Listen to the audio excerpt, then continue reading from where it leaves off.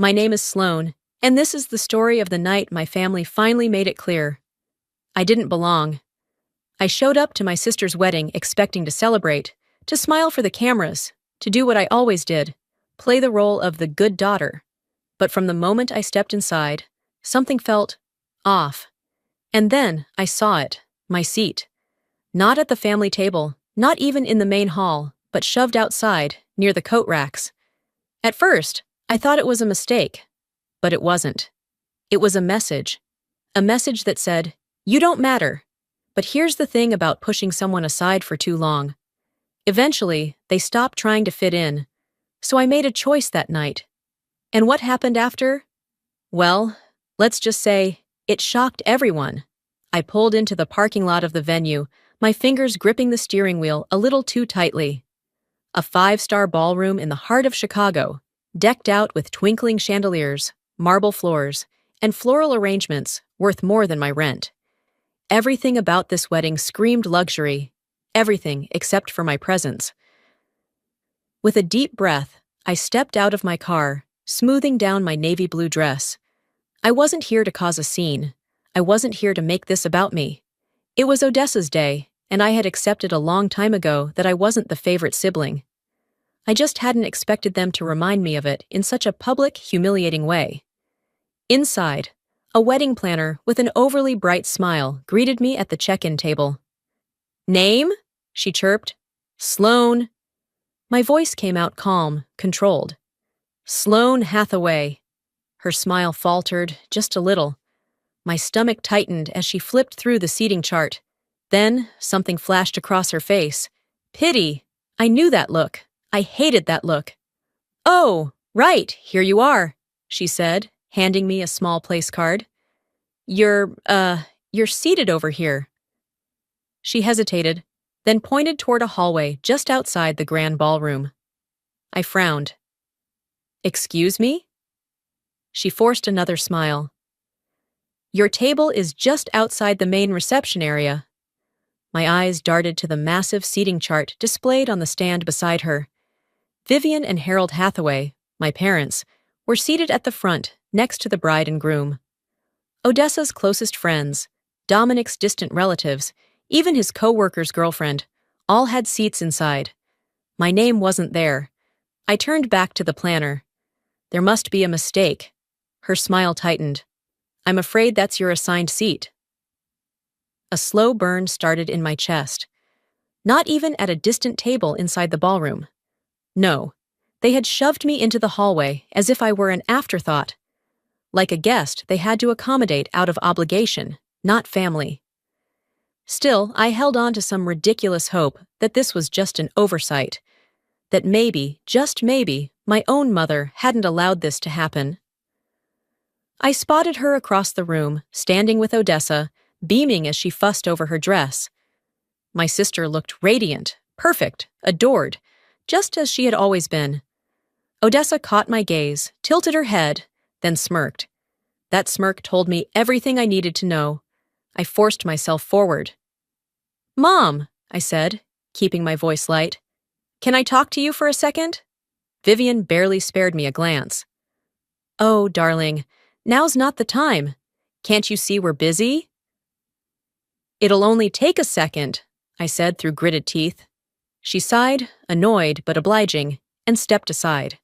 Odessa didn't move, of course. She just watched, her smirk growing. "I just checked my seat," I said. "It's in the hallway." Vivian let out a dismissive hum. "Well, we had to prioritize immediate family members at the main tables, Sloane." I blinked. "Immediate family?" "I am immediate family." Vivian let out a forced, airy laugh, as if I'd said something absurd. "Oh, sweetheart, don't be so dramatic." Odessa finally spoke. "Did they mess up your seat?" "Wow, that's unfortunate." Her voice dripped with false sympathy. "You know how chaotic wedding planning can be. So many little details, things get overlooked." Her eyes glowed with amusement. She knew. This wasn't an accident. I turned back to my mother. "Mom, you really think it's okay for me to be seated outside the reception hall, away from everyone?" Vivian sighed again, clearly bored of the conversation. Sloan, don't make a big deal out of this. It's Odessa's special day. Just be grateful you're here. Grateful. The word lodged itself in my throat, bitter and unspoken. Be grateful for being treated like a second-class guest at my own sister's wedding. Be grateful for being discarded, shoved aside, forgotten. I opened my mouth, but Harold, my father, my ever-passive, avoidant father, finally spoke. "It's just seating, sweetheart," he said, not even looking at me. "Let's not ruin the mood." That was it. That was all he had to say. I didn't even bother responding. What was the point? A new voice broke the silence. "That's an interesting arrangement." I turned and found Celeste, Dominic's mother, standing nearby, champagne in hand. Her eyes flickered toward Odessa, then back to me, her expression unreadable. Odessa stiffened slightly. Vivian gave her a rehearsed, gracious smile. "Oh, Celeste, you know how tricky wedding planning can be. We tried our best to accommodate everyone." Celeste hummed, unconvinced. She looked at me just a second too long, as if reading between the lines. I didn't know what that meant yet, but I held her gaze. Odessa looped her arm through my mother's, effortlessly steering the conversation away. "Mom, we should really check on the cake before the reception starts." And just like that, I was dismissed. The ballroom around me was alive with laughter, clinking glasses, and music. A celebration I wasn't truly a part of. I was here, but not welcome. I walked away, my pulse hammering. Not toward my assigned table, not toward the hallway. I reached for the place card in my hand, staring at my own name printed in elegant cursive. I turned it over once, then again, before slowly setting it down on a nearby tray. If they thought I was just going to accept this, they didn't know me at all. I stare at the dimly lit hallway, my back pressed against the cold wall, fingers tightening around the edge of my dress. Laughter, clinking glasses, and distant music spill from the grand ballroom, a world I was never truly a part of. The isolation isn't new. The humiliation, though sharper this time, feels oddly familiar, like an old wound being sliced open again. This wasn't an accident. They wanted me to feel small, insignificant, and damn it, they succeeded. The sting in my chest spreads, not just from this moment, but from years of being the second choice, the afterthought. My mind drifts back, pulling me into the past before I can stop it. 3 years ago, I was back at my parents' house, rummaging through my old bedroom. I hadn't been home in a while, and it showed. Dust gathered in corners, my childhood books untouched, the framed pictures on the wall frozen in time. High school, college, everything before I stopped trying. I wasn't searching for anything in particular, just killing time while my mother finished whatever elaborate dinner she was preparing for Odessa's visit. It was always about Odessa. Then I saw it, a small leather notebook sticking out of my mother's nightstand. I almost didn't open it, but something about the way it was tucked away, as if it were important, as if it mattered, made me reach for it. Inside, pages upon pages of carefully recorded memories, notes, thoughts, about Odessa, her birthdays, her achievements, her struggles, her favorite foods, the names of her childhood friends, even a list of gifts she had loved and ones she had faked liking to be polite. I flipped through more pages, searching for something, anything about me. There was nothing, not a single mention, not a single thought, not a single note about her other daughter. It was like I never existed. I remember standing there, gripping the notebook so tightly my hands ached. A lifetime of doubts suddenly confirmed in ink. When my mother walked in, she barely reacted. "Oh, honey, you've always been independent. I never had to worry about you like I do Odessa." Like that was supposed to be a compliment. Like that was supposed to erase the years of quiet neglect. She had written down everything about Odessa, yet not one single thought about me was worth recording. That was the moment I knew. I had always been alone in this family. The present crashes back around me, the sound of Odessa's laughter slicing through the air like a blade. The weight of that damn notebook presses against my chest, Even now, I glance at my assigned table. The insult of it, the pettiness, the cruelty.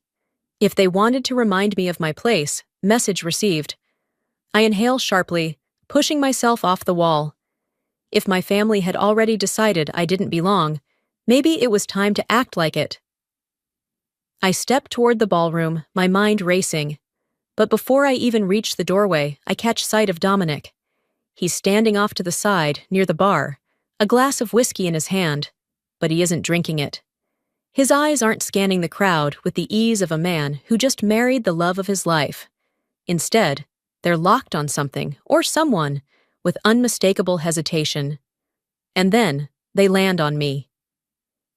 He exhales, long and slow, before pushing off the counter and walking toward me. Sloane. His voice is even, but there's something underneath it. I raise an eyebrow. Dominic. For a moment, neither of us speaks. The wedding moves on around us. People drinking, laughing, celebrating. A party moving forward while its foundation slowly rots beneath it. Dominic shifts, rolling the whiskey glass in his palm before glancing over his shoulder, toward the far side of the room where Odessa is holding court, basking in her own reflection. When he looks back at me, his jaw tightens. There it is again. That hesitation. That doubt.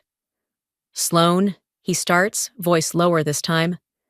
I know we haven't talked much, but can I ask you something? I tilt my head. That depends. Is this a polite wedding conversation, or is this something else? He doesn't smile, doesn't even pretend.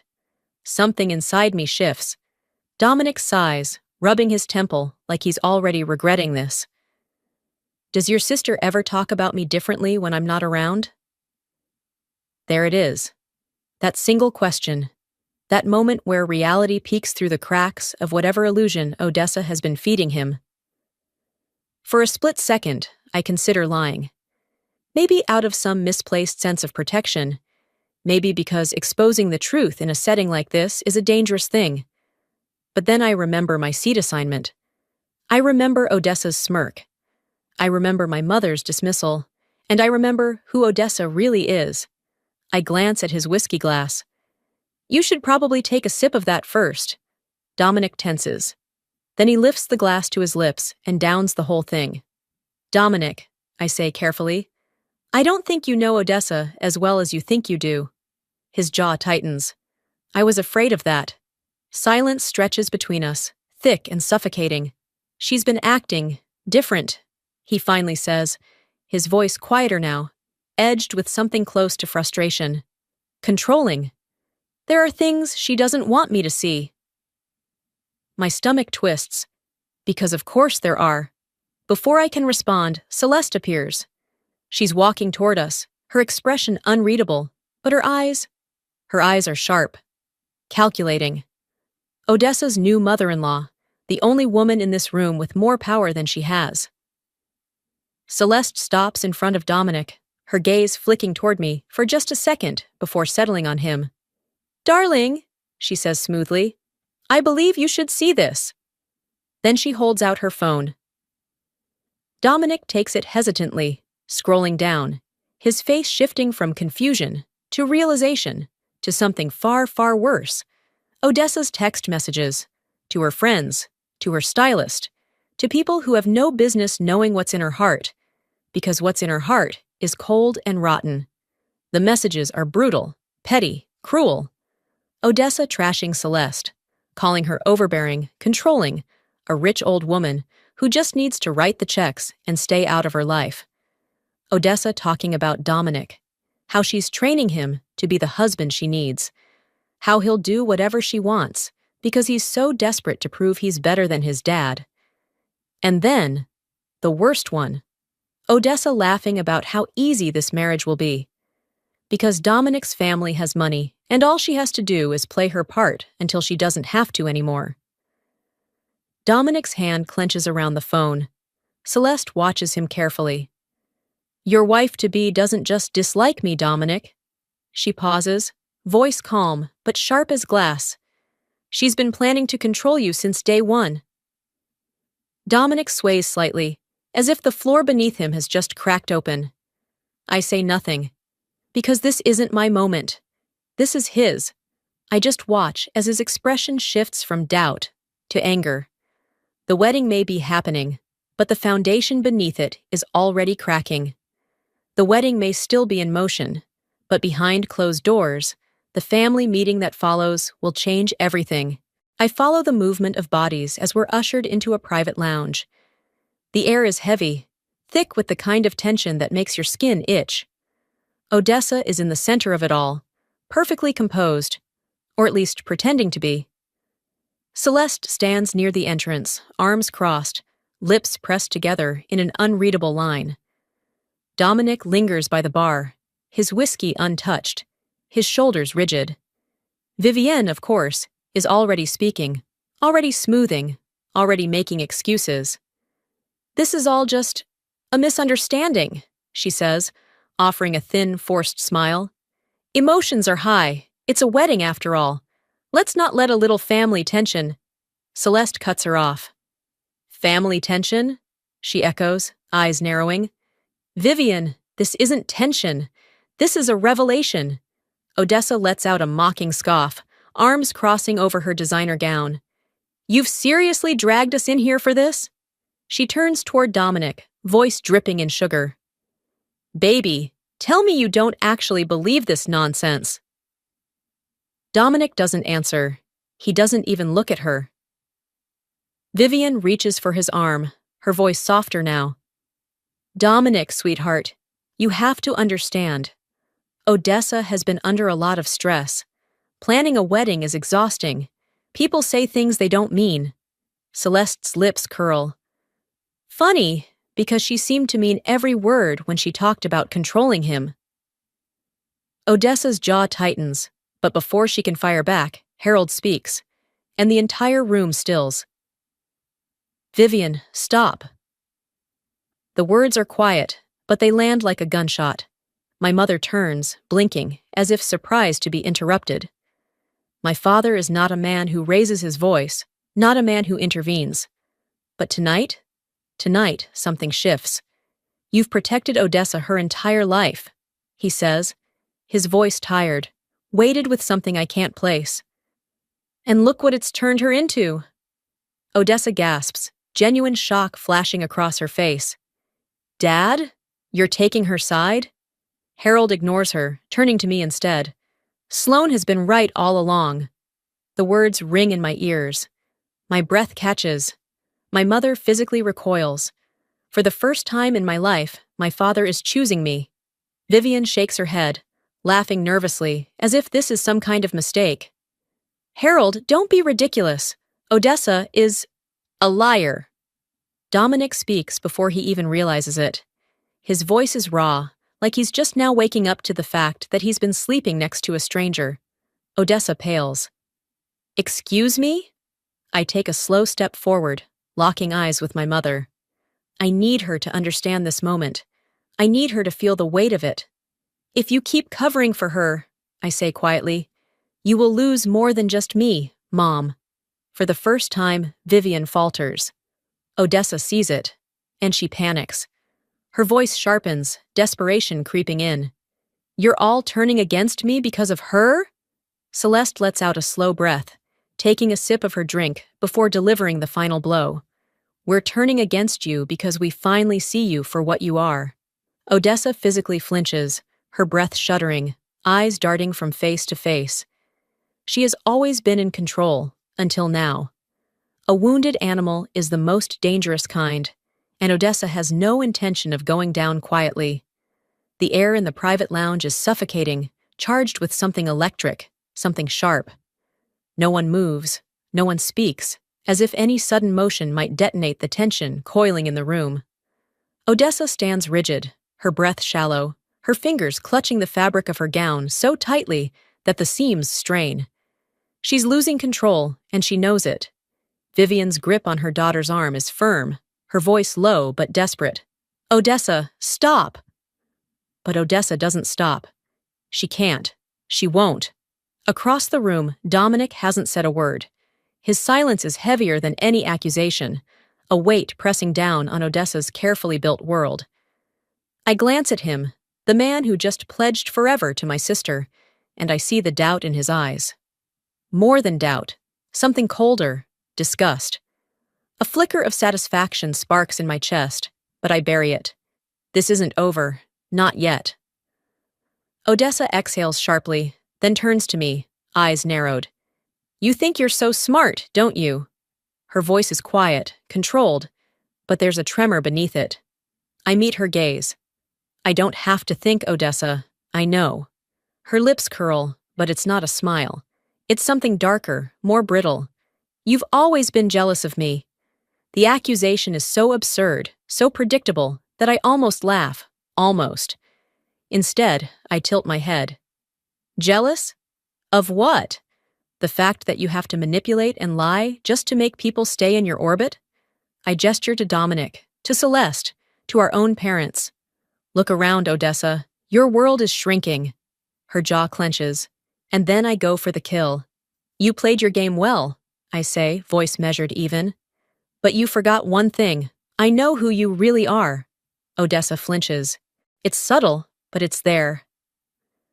Vivian sucks in a sharp breath. She knows I'm not bluffing. I step forward, my voice soft but unwavering. I know about the money, the texts, the things you've said about your own husband.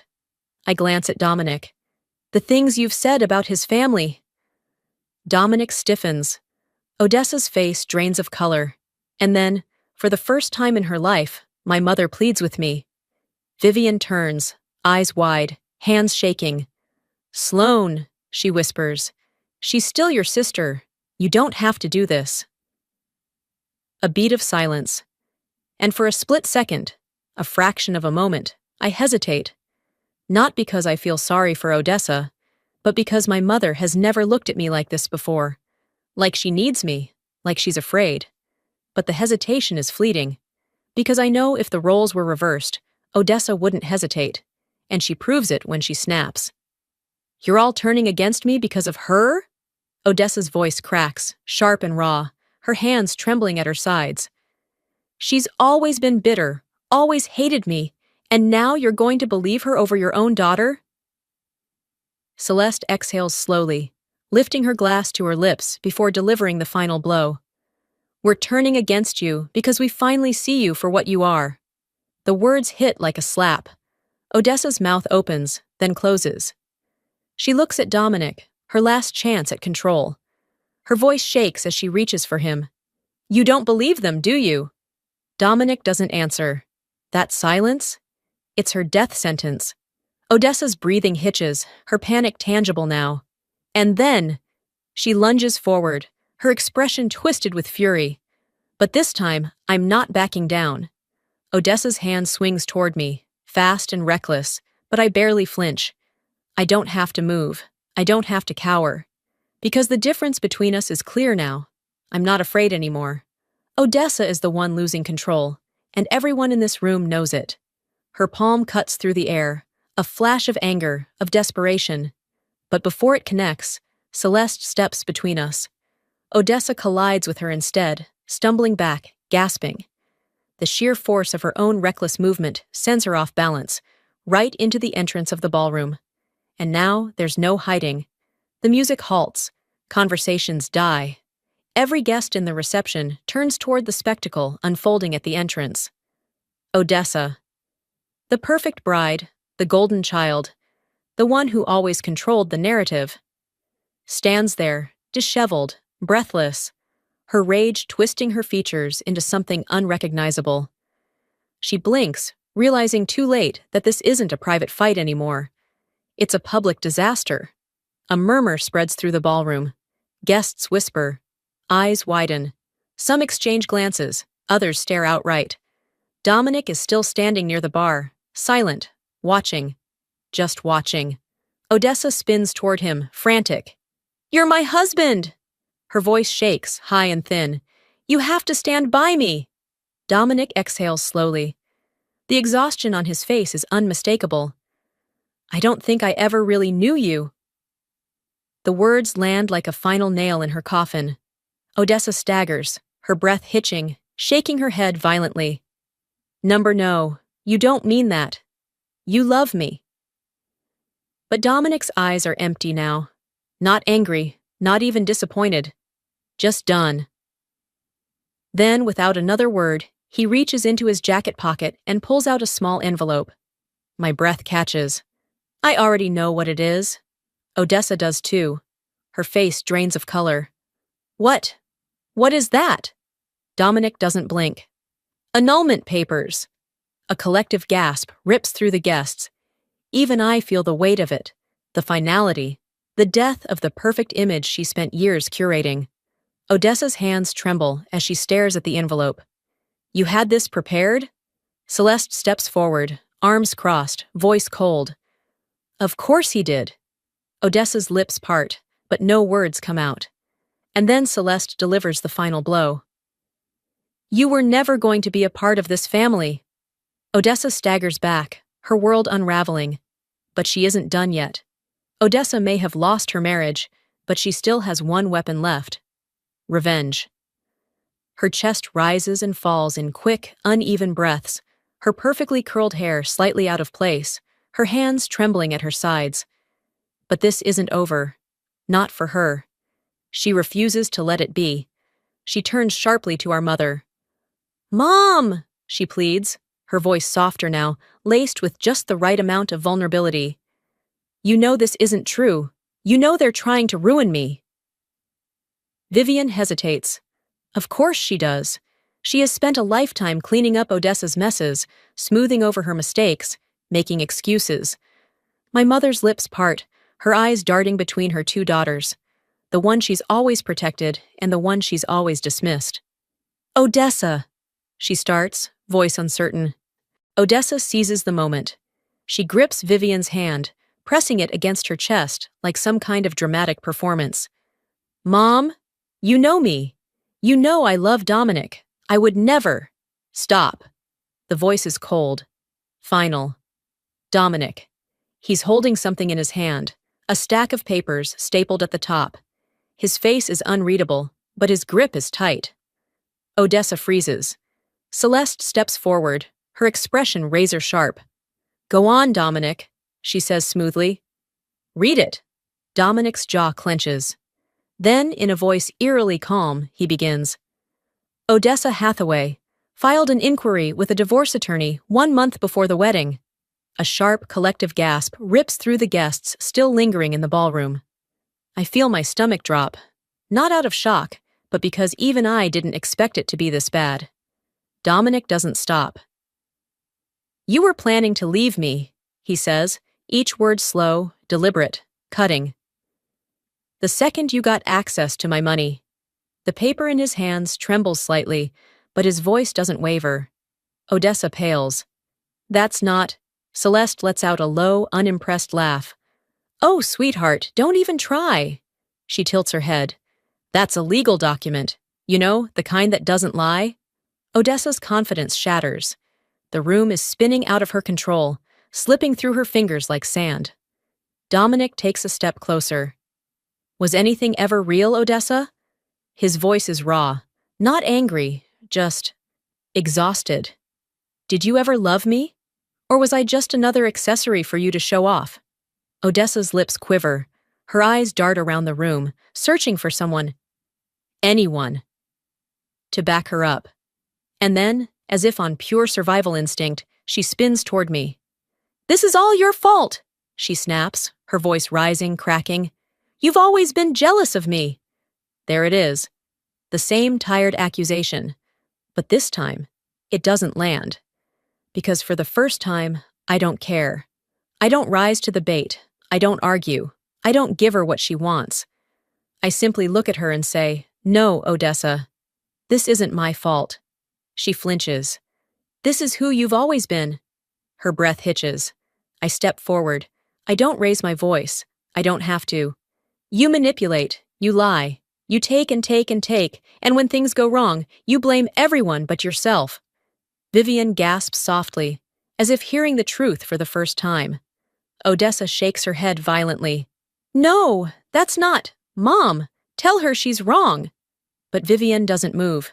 She just stares. And for Odessa, that silence is worse than any insult. She stumbles back, realization dawning. She is lost.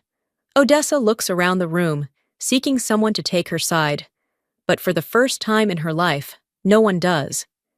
As the weight of her actions settles in, Odessa realizes there is only one thing left to do: disappear. But first, she fights. Her breath is uneven, her face pale beneath the ballroom lights. She looks around the room, scanning for someone. Anyone. To stand by her side. For the first time in her life, no one does. The guests stare in stunned silence. Some whisper behind raised hands. Some avoid eye contact altogether. Even Vivian, her greatest defender, her most loyal enabler, says nothing.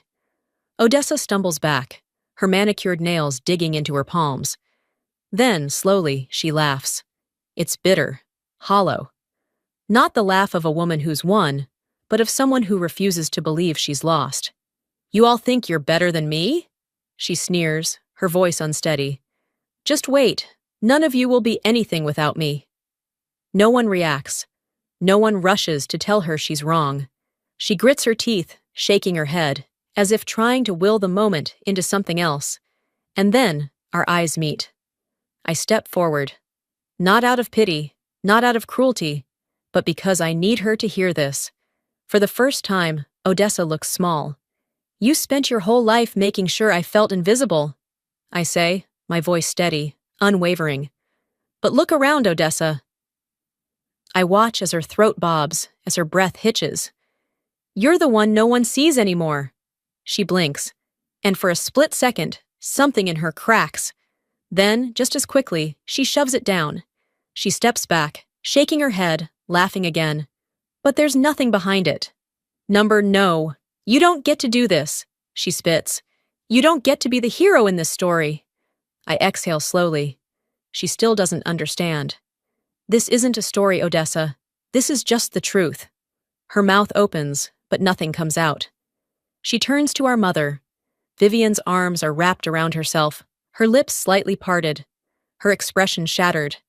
Tears shine in her eyes. Not for Odessa, not for me. For what she allowed to happen, for what she let Odessa become.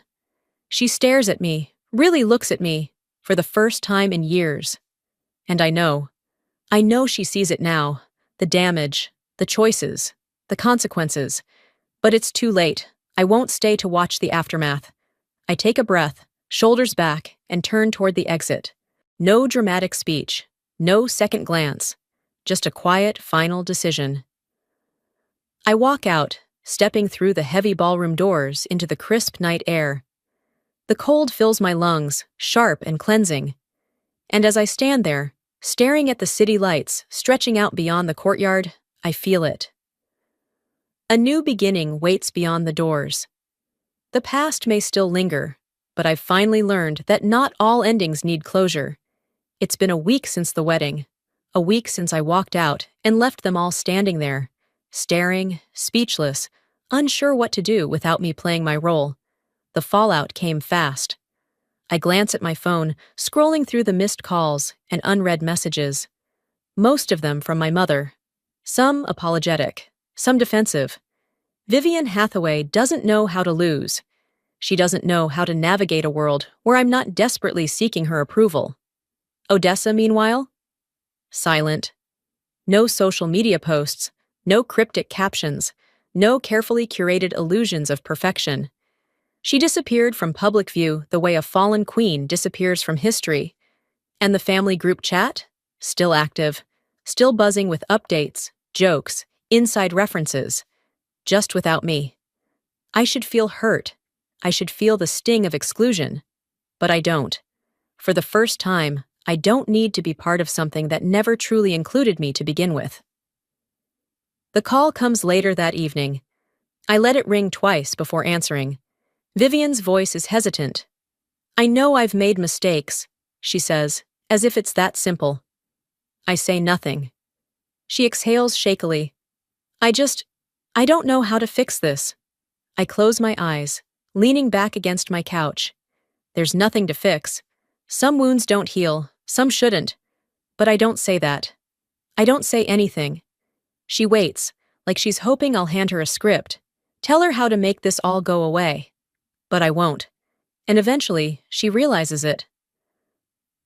"I just wanted you to know," she murmurs, before the line goes dead. Later that night, I get another message. Not a voicemail this time, not a plea. An invitation, dinner. A quiet, unspoken truce. For the first time, I consider saying no. Not out of anger, not out of resentment, but because I don't need their validation anymore.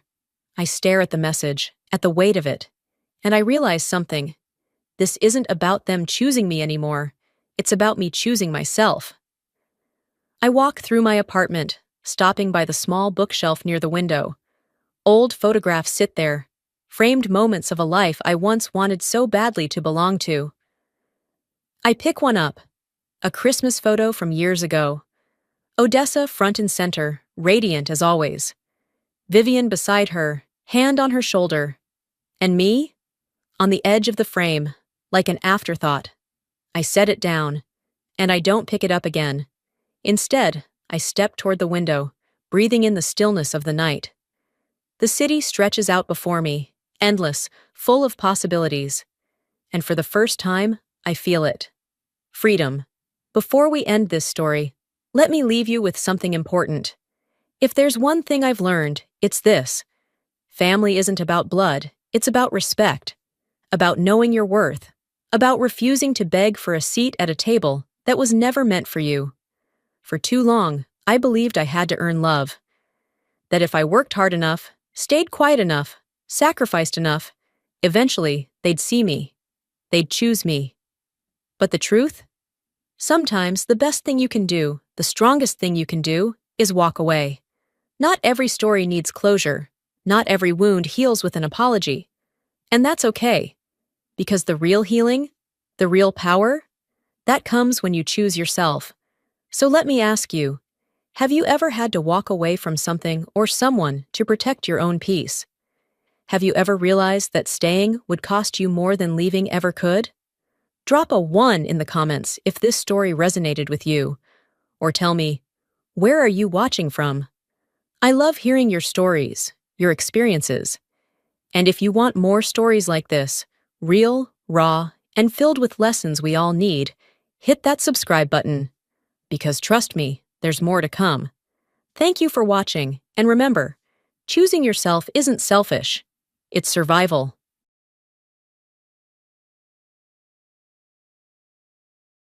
I'm James, and I now work for a female CEO as her driver.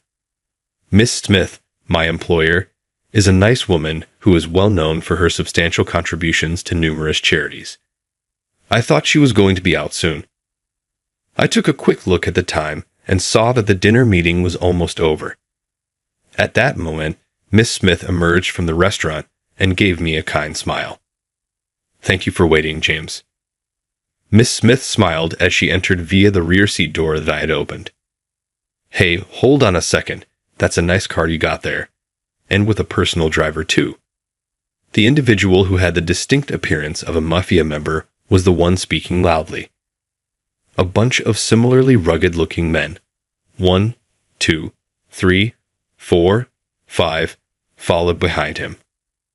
I have to hurry and get the automobile moving. I quickly closed the rear seat door and climbed into the driver's seat. I turned on the car and was ready to go, but... "You can't, James.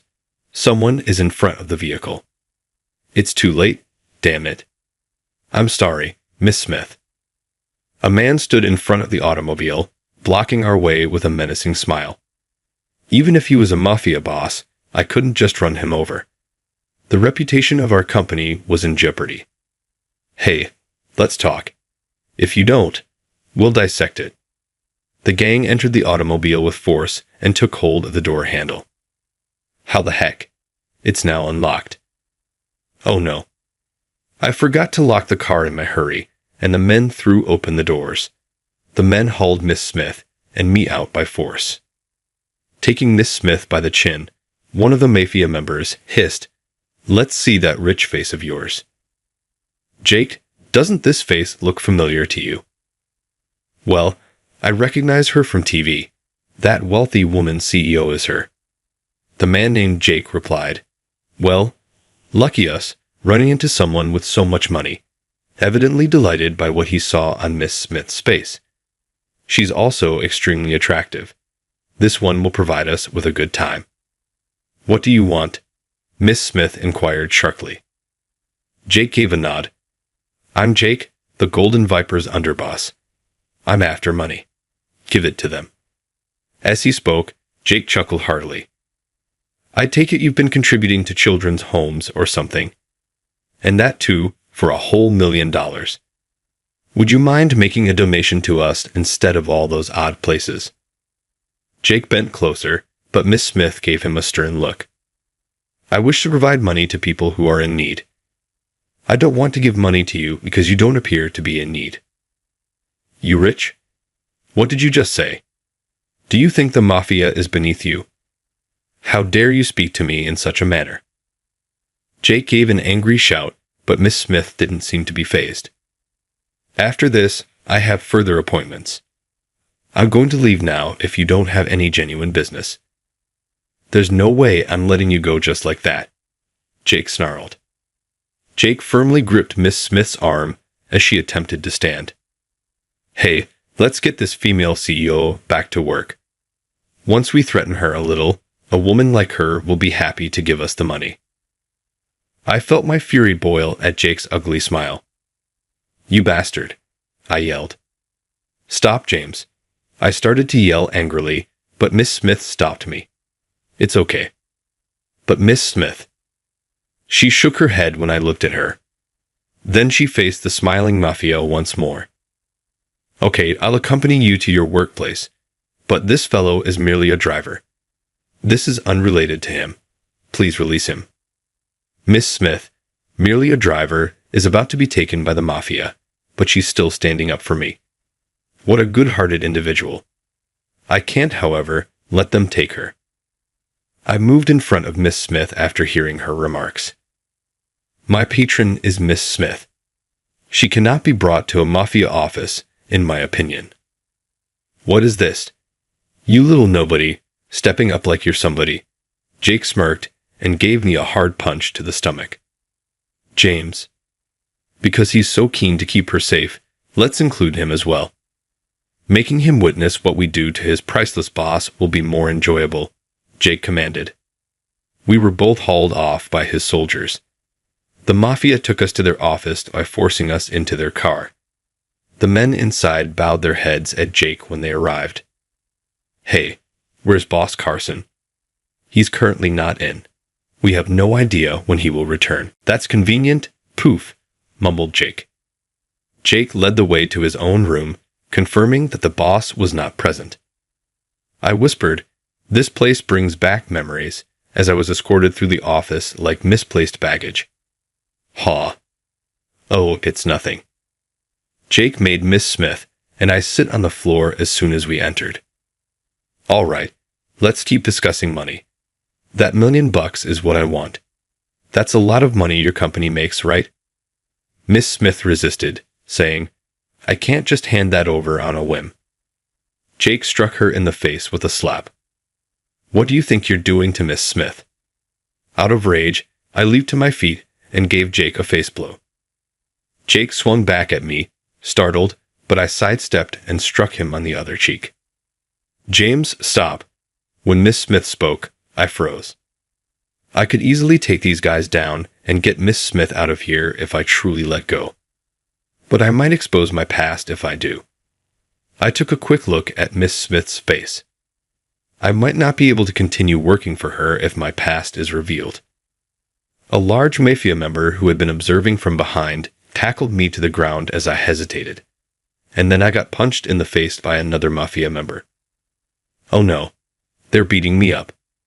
The mafia hit me hard since I couldn't fight them off. James, are you okay? I was lying on the floor with my head resting softly on Miss Smith's knee when she hurried over to me. This is really bad. I really apologize for involving you in this. I was feeling more worse after hearing her cry. Hey, our conversation isn't over yet. observe my visage. How about you pay me an extra $2 million since your driver struck me twice? Jake gestured at the cheek that I had struck. To be honest, when I spotted you outside, you looked attractive, so I had planned to have some fun with you. I'll pass though, because from what I can see up close, you're just some old hag over 30. So, will you pay the debt, or will you burn in hell? You dare say such a thing to Miss Smith? And 2 punches only cost $2 million. I have no mercy on this mafia trash. I noticed Miss Smith biting her lip as I looked up at her, lost in concentration. Perhaps she was thinking of haggling over the price. Miss Smith. I slowly called out to her. She smiled weakly at me. It's all right. I'll figure out a solution for this. With your driver, what are you speaking about? With those statements, you have just 2 options. Jake walked up to us, snatching Miss Smith by the chin and making her look up. Pay $3 million or take a one-way trip to the afterlife. Miss Smith was being held by the chin, and I could see tears welling up in her eyes. You offend Miss Smith, a person I hold in the highest regard, and then you threaten to kill her if she doesn't pay. Telling her she's going to hell in front of me is just so very rude. Who do you think you were talking like that to, Miss Smith? Oh, what is this? Is the driver upset? I'd wonder. Jake mocked me, sneering at my comments. Miss Smith is going to be in great danger if I do nothing. I can't stand by and let this happen. I have to take these guys out, even if it means exposing my past. I finally made up my mind to kill the mafia in front of me. Give me 1 minute. I'll handle this. I held Miss Smith in my lap, patting her shivering shoulder softly, and got up immediately. Don't do anything reckless. I ignored Miss Smith's entreaties and charged into the dumbfounded mob. I used a punch to the jaw to take out a large mafia member who was unable to respond in time. What are you doing? Are you really considering battling all of us? I took down a fellow mafia member who was standing close with ease. Jake was the only one still standing in no time. What on earth are you doing? This is absurd. How are you defeating each of us? As I continued to wipe out the bigger mafia guys, Jake was taken aback. Appearing scared, he began to retreat. I went straight for Jake's midsection, punching him hard, without responding to his query. How is James that strong? From behind me, Miss Smith's voice quivered with shock. With a comforting grin, I turned to face her and held out my hand. We'll discuss later. Now let's leave this place. Grasping Miss Smith's hand, I began to exit the room. I'm aware of your company's location. You won't get away with this, I assure you. You will not get off lightly because you meddled with the Golden Viper's underboss. Jake yelled from his floored position, but we left the room without turning around. Upon exiting the office, a few elderly mafia members who had been associated with the Golden Vipers for a considerable amount of time noticed me. A number of them gave startled looks, but I ignored them and continued on. I finally stopped when we were outside and sufficiently away from the office. Miss Smith, I'm so sorry for putting you in such danger. This wasn't your fault, James. Actually, I'm grateful that you saved me. Miss Smith spoke again with a pleasant smile on her face. Regarding your past, that's all right too. Till you're ready to tell me, I won't inquire about it. I felt relieved at Miss Smith's pledge. It appears that I will be able to continue working as Miss Smith's driver. Above all, though, I must never let my guard down. Jake is not one to give up easy. I was sitting in the car, as usual, a week after the event, ready to take Miss Smith to her next appointment. If we want to arrive on time, we need head out shortly. Is she running late for her meeting? I was wondering why Miss Smith was taking so long when I heard a woman scream as I looked at the clock. What? What is happening? Stepping out of the driver's seat, I turned to face the building housing our workplace. I watched people shouting as they ran out. The building houses a number of businesses, but the people leaving were all workers for our organization. Is something going on at work? Could it be those people from Golden Vipers once more? I dashed through the doors and made my way to our office floor. Sure enough, it's them once more. I saw Jake and the bulky mafia members inside the office. The office was a terrible mess, and the mafia were brandishing bats. They were using their bats to ruthlessly smash computers. The staff members were huddled up against the walls, shivering from terror. If you can, try to stop us. We are the Golden Vipers Mafia, Jake yelled with delight. Disregarding the staff members' attempts to stop her, Miss Smith moved ahead of Jake. Everyone, leave this place right away. I'll take care of this. Come on, get moving. Miss Smith gave her staff orders while giving Jake a resolute glare. Despite their anxiety, the staff obeyed her commands and left the business. Now, the only people still in the office were Miss Smith, the mafia, and myself. Whoa, putting employee safety first? What an ideal employer.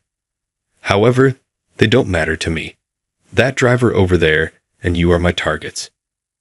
Miss Smith shot out. Of course, I can't let my employees get hurt, even as Jake held her by the collar, restricting her breathing. Let go of her right now. Why ought I to? Why do you believe I'll follow your advice? Anyhow, Miss Smith, please pay me the $3 million as soon as possible and give that haughty driver over. Until I beat the hell out of him, I won't be content. My response remains the same. I decline. Now release me from your grasp. Oh, is that so? Jake grabbed Miss Smith's collar and raised her off the ground with those remarks. Stop it. Miss Smith kicked her legs up in a struggle. Miss Smith. Hey, just stop it. I hurried to them and held up my fist to strike Jake.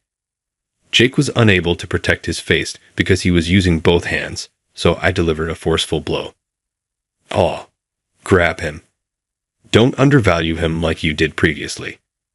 With a spit full of blood, Jake gave the order for the other mafia members to launch an assault. The mafia appeared to believe they could defeat me as long as they maintained their composure this time, as evidenced by their confident smile. We're ready, and we got weapons too. It makes no difference. Weaklings remain weak regardless of what they are grasping. I then lunged in the direction of the massive mafia. They laughed at me for approaching them without a weapon, sneering. James, don't do this. Miss Smith covered her eyes as if she couldn't stand to see and yelled in a dejected tone. They believe that in a conflict, numbers count. It doesn't matter how many of these men are out there. Mafia were easy to take down because they were clumsy and ill-coordinated. They attempted a simultaneous attack, but ultimately got in each other's way. I took them one by one in a methodical manner without taking a hit. Jake's attitude went from arrogant certainty to pure shock as less and fewer gangsters stood tall. What in the world is happening? Why, such moron minds? Just one unarmed civilian, that's all. Jake's arrogant smile disappeared as he tried to process what was going on. For you, this marks the end. There is nobody left but you. This is too good to be true. A single guy took us all out. Jake murmured in disbelief as I quickly took down the last of the mafia. Denial gripping his head. He could not face truth. Not at all. You couldn't possibly defeat us all on your own. With a yell, Jake lunged directly towards me. I smirked and gave him a strong slam on the ground, taking advantage of his momentum. Jake thudded hard on the ground and writhed in agony. Even so, do you know who I am? I am the Golden Viper's underboss. The boss won't let you off lightly if you touch me. Despite his injuries, Jake was able to get to his feet and make a threat towards me. What does it matter if you're the Golden Viper's underboss? To me, that is meaningless. What? You're only a civilian, yet you're not afraid of the mafia. It speaks volumes about how low the bar is that someone like you could end up as the underboss. And with that, I kicked Jake hard in the stomach. With a groan, he doubled over and fell to the ground. There was an unsettling silence in the room as the other mafia members were all down. Wait a second. Is Miss Smith okay? Regaining my composure, I glanced around for Miss Smith. She was standing in the room's corner, observing me closely. Miss Smith, are you all right? I went up to Miss Smith, who had just been yanked by the collar. She gave me an incomprehensive glance. You seem a little upset. Oh, I'm very grateful. I'm all right.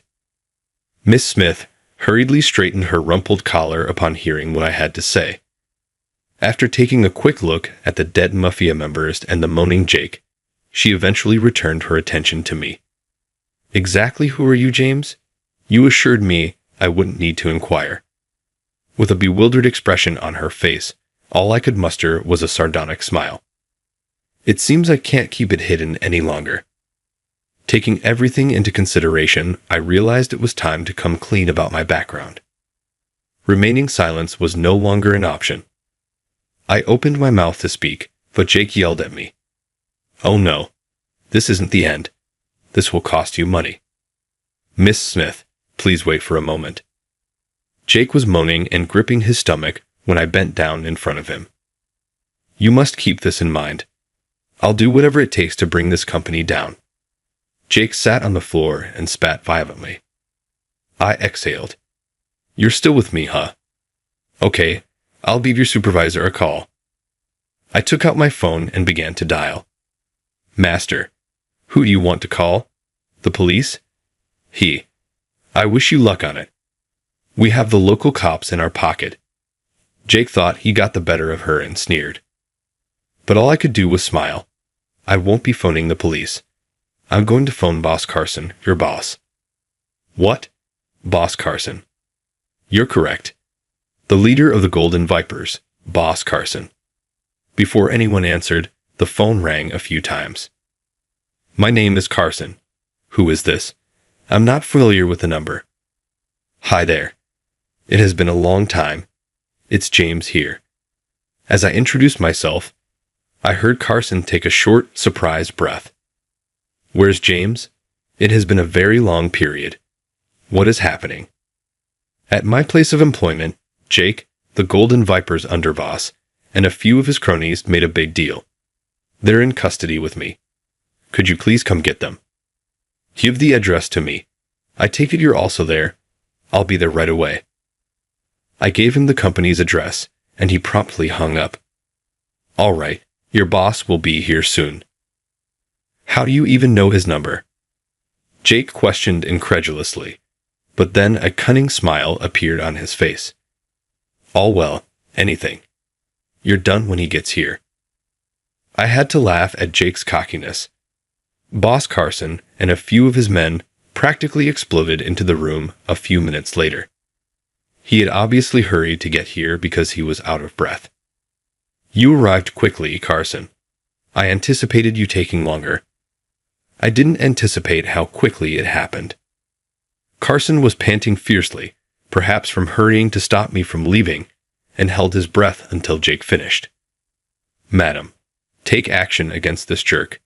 He touched my troops and myself, the Golden Viper's underboss. I'll lose all respect if you ignore this. Still believing Carson was on his side, Jake yelled in exasperation. Carson, though, avoided even looking at him. Is this truly you, James? James. It has been a very long time. He hugged me after saying that, tears rolling down his cheeks. Boss, you know this guy? Shocked by Carson's odd behavior, Jake inquired. What? Does Golden Viper's head coach, Boss Carson, know James? What is happening? Not only was Jake taken aback, but Miss Smith, who had been witnessing the incident in silence, also expressed her amazement. I've kept my past hidden, but I used to be the underboss of the Golden Vipers. 8 years ago, you were a mafia member. Miss Smith questioned, her stunned eyes wide. Indeed. Although I don't have a criminal history, I was a member of the Golden Vipers. I left the mafia 8 years ago following an incident, and this company took me in. Wait, you were the underboss of my organization. Jake cried out as Carson carried on with the tale. Yes, James was the most dependable underboss I've ever had, and he was even vying to take over as manager. However, James was involved in a serious car accident due to a rival group ramming his vehicle during a gang dispute. Following the accident that claimed his fiancée, he made the decision to leave the mafia. You're correct. Even if it's all behind us now, I'm still happy to see you. You were our underboss then. Though you had already retired when I joined, I've heard tales of your might, so I never got to meet you. At that, Jake went to his knees and gave me a deep bow. Why am I being called that? Jake mustered a sycophantic smile as I thought, the way he grovels makes my skin crawl. You are a legend among the Golden Vipers. I was unaware that it was you. Please pardon me for not knowing better. Jake bowed so deeply that his forehead almost hit the ground. Unfazed by his abrupt apologies, I cast him a chilly glance. After everything you've done, an apology doesn't mean anything to me. Boss, I know it's not my place as someone who's left the organization, but... James, say whatever comes to mind, Carson prodded. I'll then be upfront. Are you aware that Jake has been picking on average people? An underboss who publicly criticizes businesses throughout the workday isn't helping the company. You're accurate. I had no idea he had progressed this far. Carson gave me a nod in response to what I said, pausing briefly to think. It's strange that this hasn't blown up into a bigger problem before now, boss. I'm sorry. I might have overreached myself this time, but this woman was going to give me $3 million. As an homage, I intended to donate a sizable chunk of it to the group. You knave. Did you really believe that using such tactics to get that much money would get you away with it? I'm sorry, I was short-sighted. As Carson shouted at him, Jake quickly bent his head. It is impossible to ignore abusing your authority as the underboss and putting the organization in jeopardy. To force you to accept responsibility, I'm going to deprive you of your rank and banish you from Golden Vipers. That seems reasonable. I agreed, nodding, pleased with his choice. The mention of expulsion made Jake's face pale. Please wait. You can't just kick me out without warning. Wouldn't a pay reduction or demotion be more suitable? Are you currently disobeying the boss's orders? Be mindful of your speech. Carson hit Jake with that, sending him flying across the room. You are to blame for this. You were never cut out to be Golden Viper's underboss. I erred when I replaced James with you after he departed. Not at all. I'm capable of being the underdog. Kindly think it over again. Golden Vipers can still benefit from my services. No matter what you say, the expulsion stands. After stumbling to his feet, Jake fell at Carson's feet and clung frantically to him. Since I joined Golden Vipers, you've treated me well. I've made every effort to return the favor. Please pardon me. Jake started to cry, but Carson didn't listen. I believe it's time for him to own up to his mistakes. Have any recommendations? I looked at Miss Smith, then gestured to Jake. Since Miss Smith was the one this man directly impacted, it is only fitting that she make the decision regarding his fate. What would you like to do with him? Me? I have the power to choose. Miss Smith asked, glancing over at Carson with a rather uncertain expression. Indeed, the group has already kicked him out. It's up to you to decide. If that's the case, I want him to work with the underprivileged. There are a lot of impoverished people in Japan, and there is never enough help. I would prefer that he labor for the benefit of others. Very intriguing concept. We also manage a care facility that is not affiliated with Golden Viper. Perhaps we could get him employed there. What? An assisted living facility? Not at all. I refused to do it. When Jake attempted to refuse, Carson gave him a frown. Cease speaking. However, there isn't much of a penalty for simply working there. We'll do the following. He will donate half of his pay, and will designate a person to watch him all day long to make sure he works hard and doesn't get into any problems. Miss Smith accepted Carson's proposal with a kind smile. I think that's a wonderful idea. That's a very, Miss Smith, Kind of peaceful solution, I thought, grinning at her good nature. Hey, you won't just choose my destiny without asking me first. What say I have in this? You have no say when it comes to your punishment, Carson retorted, brushing off Jake's objections. I'm not going to work in a nursing home. I refuse to participate. Is that accurate? We'll just have to drag you there if you can't go voluntarily. Carson then gave the order for his men to bind Jake. Give me up. The underboss was me. Jake struggled and thrashed, but the men restrained his wrists and feet and raised him off the ground. I'm not taking care of old people at a nursing home. No way. Jake thrashed and resisted even as they took him away. We could always lie to Miss Smith and say we sent you to the nursing home and just dump you in the ocean instead. I groaned as I drew close to his ear and said, Boss Carson was probably tempted to actually make you vanish. You ought to feel thankful that you are still alive. The sea? Is that how the mafia resolves disputes? Jake inquired, looking terrified all of a sudden. By allowing you to work at a nursing home, Miss Smith is showing kindness. Your choice. The elderly home or the beach. Exactly. Of course, we can send you swimming if you would prefer not to work. However, you'd better start cooperating if you prefer to prevent that. Jake looked up at me, his eyes fixed on mine, and I spoke softly. Jake seems to grasp that my seriousness was lethal.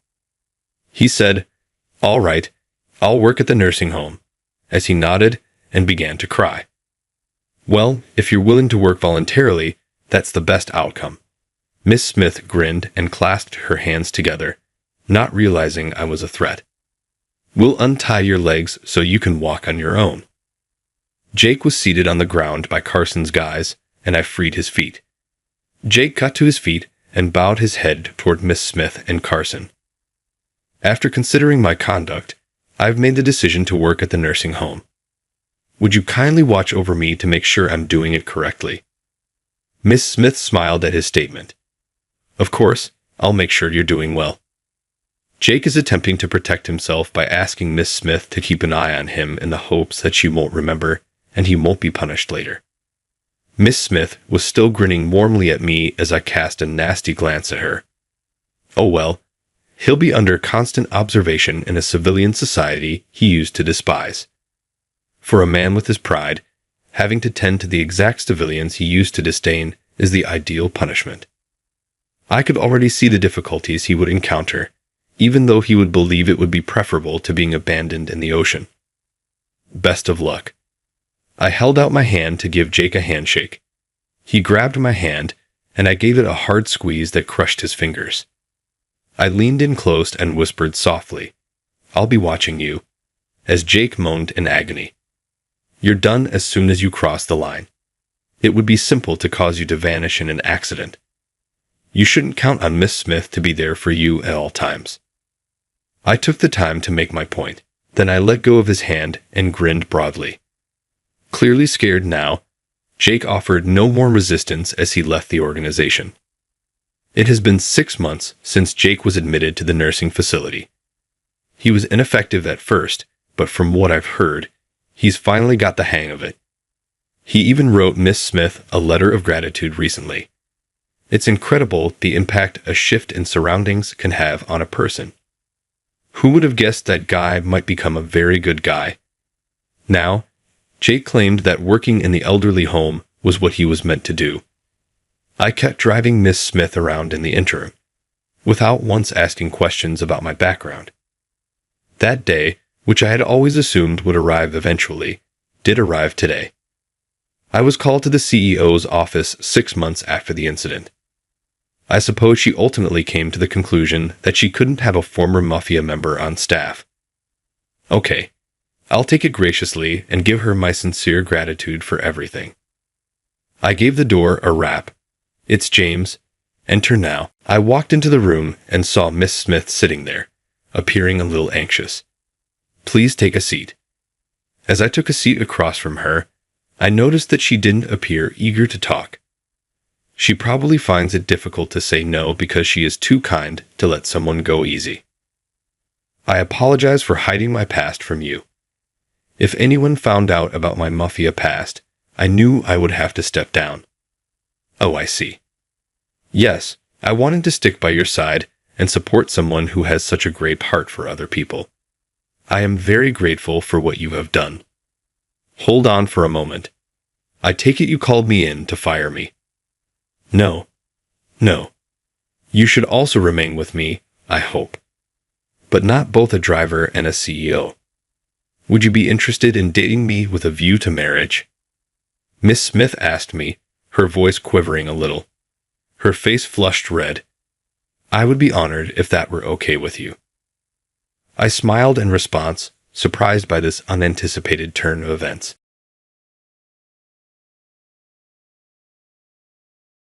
Sometimes, it's best to take a step back if you find yourself lacking motivation. This was something I personally witnessed during a pivotal match that may decide my boss's advancement. There was a noticeable sense of stress when the computer malfunctioned just before the presentation began, as he had consistently helped and encouraged me. My supervisor apologized profusely as he hastily attempted to restart the machine. The person in charge, however, was clearly agitated and got to his feet. He yelled, "I don't have time for a company that can't even put on a decent presentation." I could sense the pressure of the situation bearing down on my supervisor, who had a sad expression on his face. I felt something stirring inside of me, even though I was called a lazy employee. In this emergency, I made the decision to act. I said, "I'll do it," and I moved toward the stage. The guests gave me a disbelieving look, but as soon as I spoke, they paid attention. This was the turning point in my life, where it had become stagnant. Samuel is my name, and I'm 35 years old. I work for a travel company that arranges package tours for a wide spectrum of customers, both domestically and abroad. Being able to travel and experience other cultures while remaining in my own nation is one of the benefits of my employment. Though it was an exciting environment, I hadn't been all that ambitious. I found my work interesting and enjoyable, yet I was happy enough to keep things as they were. It was very wonderful that my colleagues continued to go up the corporate ladder. Some even achieved the position of assistant manager. Even though rumors about my lack of motivation since I hadn't taken any exams for promotions were circulating, I didn't feel envious. Lisa was among the new employees hired during April's personnel reshuffle. She was incredibly attractive and a capable supervisor who had grace while dealing with overseas customers. It was soon evident that she had been sent to our branch to be considered for the role of store manager. I once made a mistake when going through paperwork. The name and address of the hotel where a tour was scheduled didn't appear to be on the internet. I did some research and found that the hotel had moved recently. Discreetly, I brought the materials over to Lisa. "What about this hotel?" I began. Startled, she looked up the same website to support my conclusions. She exclaimed, clearly relieved, "You're right, thanks for noticing." We went back and forth about other hotels, and I brought up a feature that struck my attention each time. This location might not fit the tour concept. The emphasis on luxury seems a bit too much. "Well done," she answered. "How about this one? They are running a 3-month sale." "Excellent decision." Lisa hesitated and cocked her head. "Samuel, did you just talk to me like you always do?" "Yeah, I see." Her astonishment made me realize that people rarely had direct conversations about their jobs. "You do realize that every website we visited was in French?" she inquired. "Indeed, but I majored in it in college," I said, ignoring her praise. "That is quite remarkable. Are you able to read as well?" I felt modest, so I dismissed it. Subsequently, our branch made the decision to take part in an internal competition. Lisa's career may be greatly impacted by the project for which she was selected to take the lead. I was added to the team, most likely because of my fluency in French from our earlier chat. I didn't think I would be able to do much, but leaving the squad would just attract unwanted attention. I ran into Chris, a senior coworker from my former position, in the lobby one day while on a competition-related business trip. "Hi, Samuel." Looking dapper in a suit, he said, "What a coincidence." "So, is your company participating in the Sakura Group competition too?" he inquired after they had caught up. "Yes," I answered, sensing the weight of being seen as a formidable opponent. Lisa gave me a questioning glance as the talk came to a close. "Was that man employed by your former employer?" "Yes, he was a senior colleague," I said, attempting to mask my uneasiness. "It appears that he depended on you quite a deal." I probably noticed that my tone was a little harsh and soon stopped talking. Lisa appeared to be attempting to understand what I was saying, but I avoided the topic. That day's meeting with our customer went well, and Lisa got right into competition planning when she got back to the office. She was not that much older than me, even if she was my superior. She made an effort to live up to the expectations. Nevertheless, given that she was given such important tasks, it was fascinating.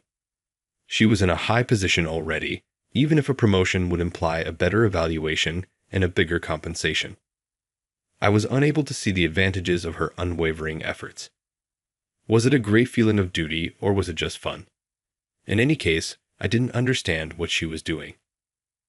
While I frequently observed other staff members being overburdened with work and deadlines, Lisa already had it all: wealth and respect. What kept me wondering was what drove her. "Oh, Lisa." She was still working past closing, so I called out to her. "What's going on?" "The closing time has passed." She was surprised to realize that she hadn't been paying attention to the time. I was unaware of it. "I'm grateful." "Samuel, are you going home?" "All right. I have a question for you. I hope this isn't disrespectful, but how are you able to work so hard? It's not like you have to be participating in this tournament. You also have other jobs. Without doing all of this, you would still get promoted, right?" "All right." Lisa moved the chair beside her. She seemed to want me to take a seat. She showed me her own smartphone when I did. Pictures of a small child and what looked to be her parents were all over it. "I'm this person. Really. My parents took me on numerous trips since they enjoyed traveling. In fact, the backgrounds of the pictures varied a lot. They included pricey landscapes, old buildings, and even some uncommon creatures. During my time as a student, I also took several trips with friends and family, and I still do. I treasure every single one of these recollections. They all appear to be fantastic memories. Indeed, traveling is a lot of fun. I accepted this position in order to let individuals have even more fun on their travels than they anticipated. Making travel more enjoyable for others is the reason for my hard work, not merely for praise or promotion. Of course, having a higher position aids in my goal achieving in this regard. It facilitates the approval process for plans. Lisa grinned and showed me her half-finished materials, which vividly displayed a lovely sea and boats. Vacations should be enjoyable. I find joy in the simple thought of seeing people enjoy themselves on my tours. Her eyes glistened as she talked, not displaying any signs of weariness. She was proud of the job she did. "I'm sure people will enjoy the tour you planned. I love to travel as well." "I feel motivated now that you mentioned it," Lisa remarked, getting back to her computer and rolling up her sleeves. She showed me the English competition script when I offered to help. "How can I best communicate my main points? Could I ask you for some advice?" "Yes, this could, in my opinion, be made softer. For a Japanese audience, it might seem obvious, but for those from other nations, it might be confusing. What say you about this? Do I also need to change this part?" That does make sense. We consequently both lost track of time and worked past our usual hours. This was the first time I had ever been so immersed in a task, which was unusual for someone like me who normally tried to avoid overworking. It goes without saying that Lisa had an impact on me. I became aware that I could see things more broadly and concentrate on things other than my current job. The competition day finally arrived. Among the 5 companies that presented, we were the 5th. Lisa patiently waited for her turn, and even picked up some knowledge from the other lectures, despite the constant strain. I did as she suggested and listened to the talks. Lisa had her turn, walking up to the stage and setting her laptop down on the desk. Even after a minute, nothing happened as we waited for our company's emblem to show on the white screen. Lisa tapped away quickly at the keyboard up on stage. "I'm sorry. Give us a moment, please." Emma, our senior colleague, went to see how Lisa was doing. "What's wrong, Lisa?" "My laptop isn't functioning. It was all right just now. I'm attempting a restart. It is not turning on. Someone please grab the backup laptop." I hurried to the stage with Lisa's bags in tow to deliver the backup laptop. But it also refused to switch on. It was confirmed to be charged, therefore there didn't appear to be a power problem. In my panic, I yelled, "We should go back to the office and get another one." Emma waved it away right away because she knew she wouldn't make it in time. However, even this exchange's time was valuable. Lisa kept all of her script files on her laptop. She didn't have a printed copy. Presenting a tour without any images on the screen would be meaningless, even if she had printed it. "Is everything in order?" With a concerned expression, the host came over and informed us that our laptop was broken. An irate man who was sitting in the front row, probably an executive of the company, spoke up. "Enough now. Sit down if you're not ready." "I'm sorry. Give us a little more time, please. We have no time for a business that cannot even put up an appropriate appearance. Mr. White, you do realize that there are 4 other companies here." The foreigner seated next to him was asked by the man. The foreigner, frowning, put his documents on the table and appeared to comprehend Japanese. At that point, I thought back to Lisa's efforts over the previous few months. Her endless hours spent honing her strategy, her love for having people enjoy her trips. She had even visited the location to make sure all the details were correct. This is not how it is going to end. I handed the laptop over to Emma and Lisa and went up on stage. The attendees ignored us in favor of talking or using their cell phones.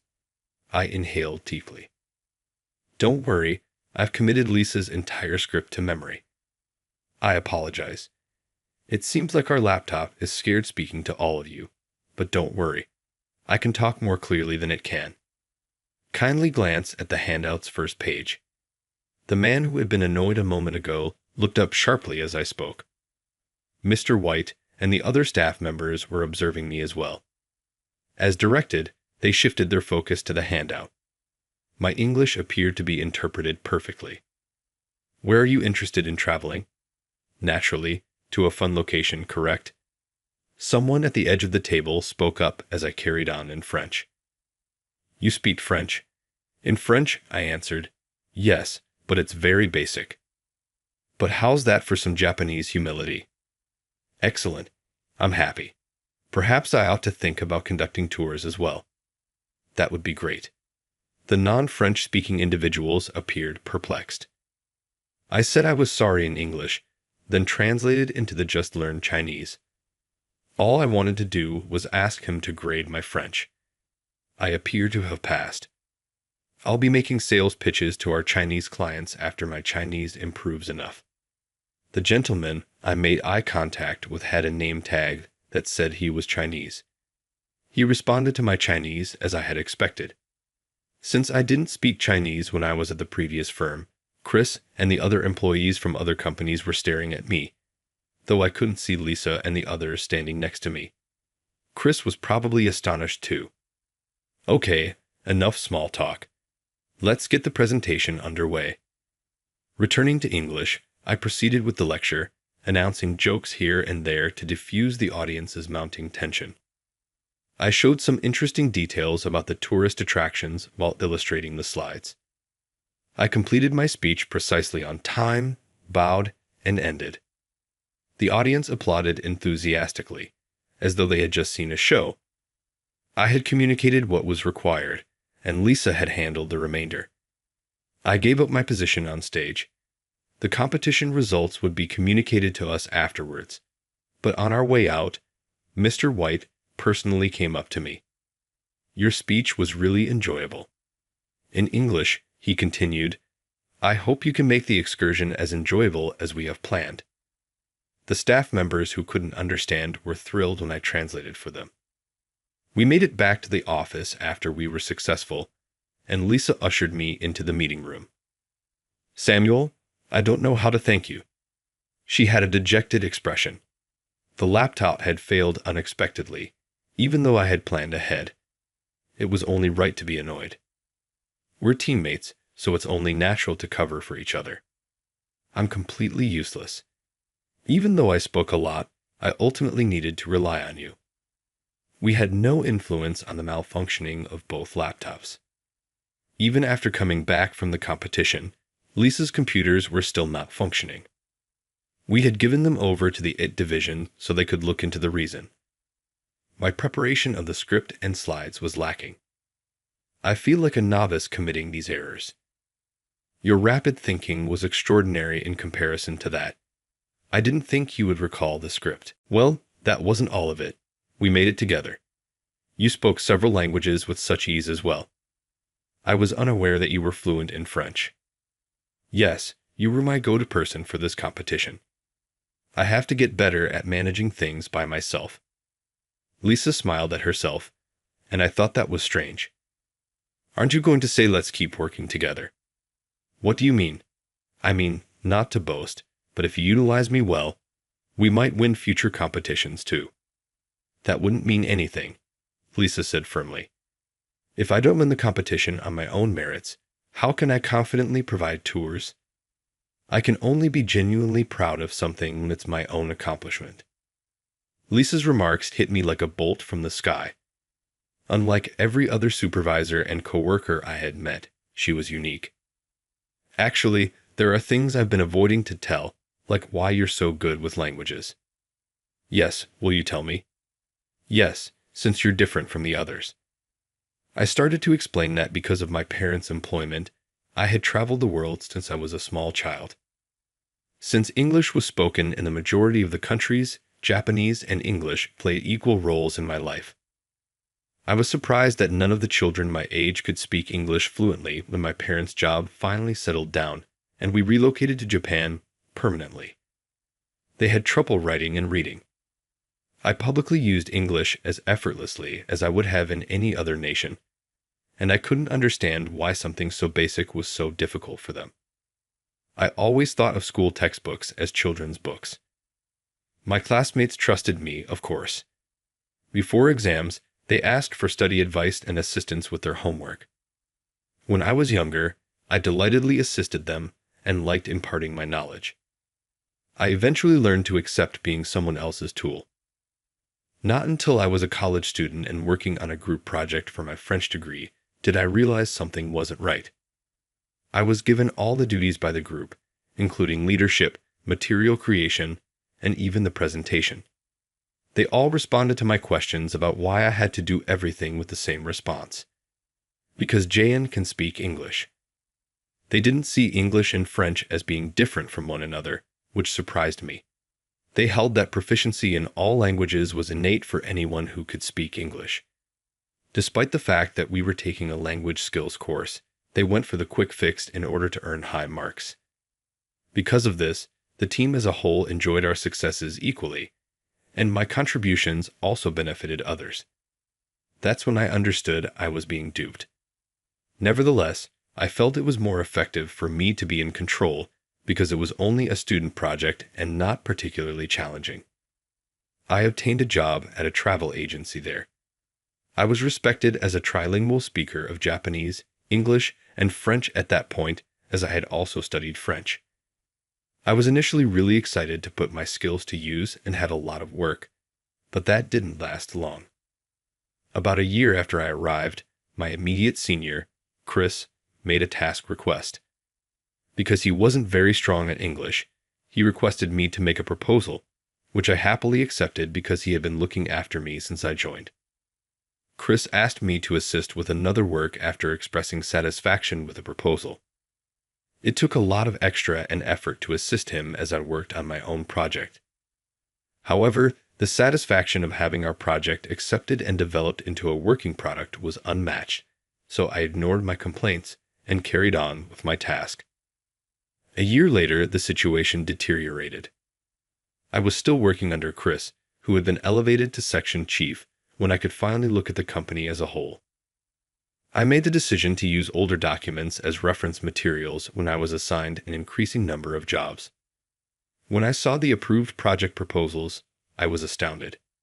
Chris's name was the only one on the report for a project that I had completed roughly 90% by myself. Before I joined, I had heard that his performance wasn't so great. I couldn't believe it when I looked through more proposals and paperwork and discovered that Chris's name had been substituted for mine everywhere. Chris was in fact the project leader because he was the one who sent our employer the final documentation. All of the research, ideas, and proposals, however, belonged to me. Furthermore, Chris was unable to produce the English paperwork. I searched for Chris, deciding to face him. I caught him chatting with our department boss, Alex, in the smoking section when he was away from his desk. "Chris, the Paris tour you submitted this morning was great," Alex replied. I was involved in the initiative that Alex was discussing. "Yes, since I have a contact there. I could gather a lot of information," responded Chris. He said just what I had said. My father's coworker, who was a big help to me when I was growing up, provided feedback for that tour. I couldn't resist saying, "Excuse me," and I moved in front of them. Chris appeared a little rattled, but he soon collected himself. "Hey Samuel, how are you? Do you also want to smoke here?" "No. I want to ask Chris a question. I understand that the initiative you were just discussing, the Paris tour, was my idea." "Yes, Jan was a big help. I appreciate that." "Assisted? That's putting it mildly. It went much beyond that." However, Alex nodded in agreement with what Chris had said.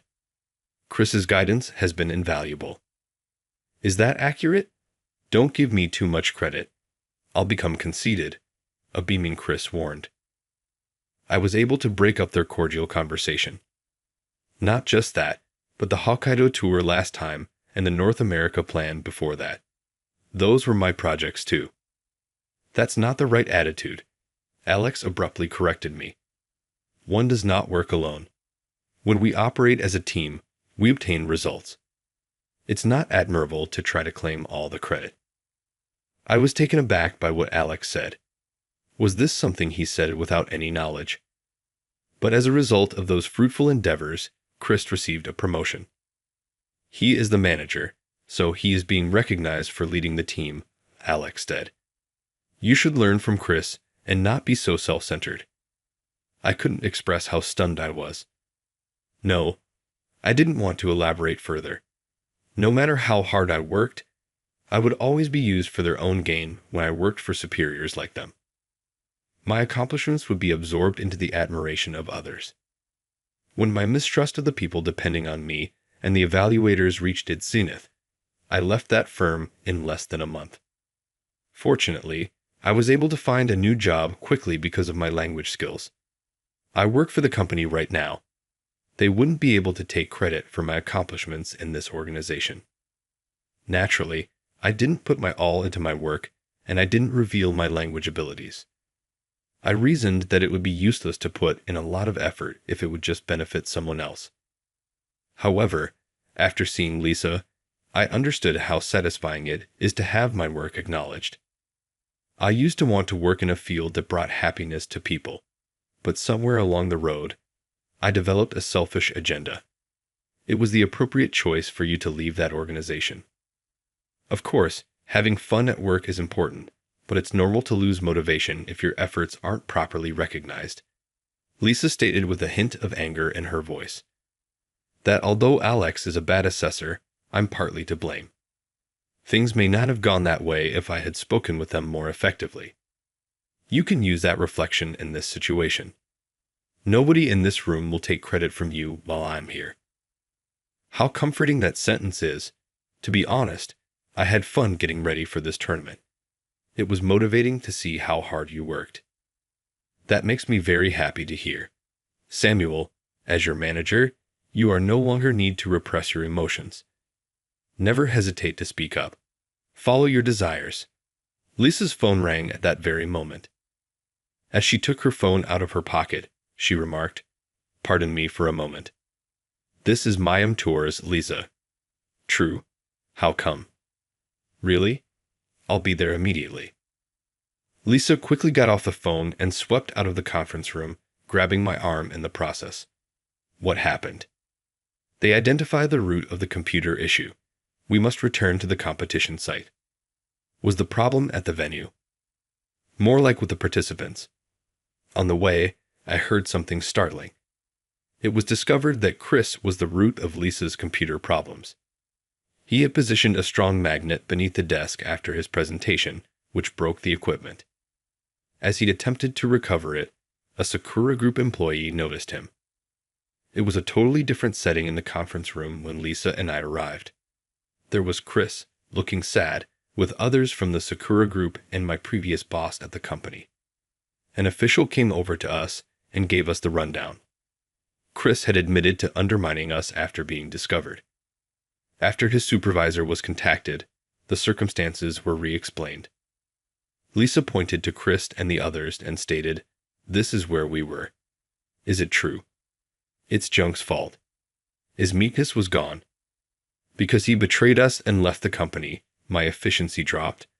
Our performance stagnated, and his departure caused so much trouble," he cried, pointing at me.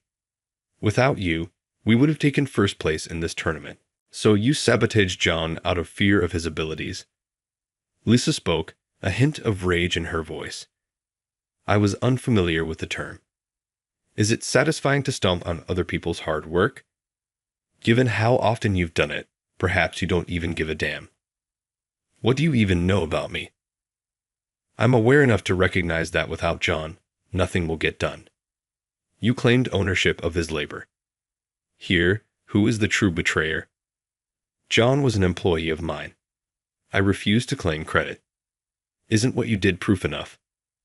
Lisa gave Chris's manager her business card. This is my identity. Please bear in mind that I anticipate we will appear in court. Judge, how do you mean? It's clear. If someone were to meddle in our company affairs and do harm to our property, a lawsuit would be inevitable. Nobody could argue with her since her statements were so reasonable. It ultimately resulted in a civil case. Chris was fired for breaking several rules of behavior. He is not going to be able to get another employment while the trial is going on. I don't think he will be able to readily reintegrate into society even after the trial. Anticipatedly, I learned via rumors that Chris is currently leading a modest life and heavily indebted. However, Lisa was promoted as a result of her competition performance and her prior accomplishments. In addition, I received a promotion in recognition of my noteworthy efforts. As expected, my language abilities were discovered, and we were both given broad assignments. Lisa smiled and remarked, "Researching on-site will be so much easier." We are currently sharing a home in our new assignment. I have a great deal of respect for Lisa now that she has drastically altered my life. I've grown to have feelings for her as a lady over time. She added that my commitment drew her in. I used to believe that effort was useless, but certain people understand it well. I regret not being more forthcoming and holding preconceptions, but I lacked the bravery. I promise to be more trustworthy going forward and make an effort to evaluate my subordinates fairly. At this company, I'm sure things will proceed smoothly.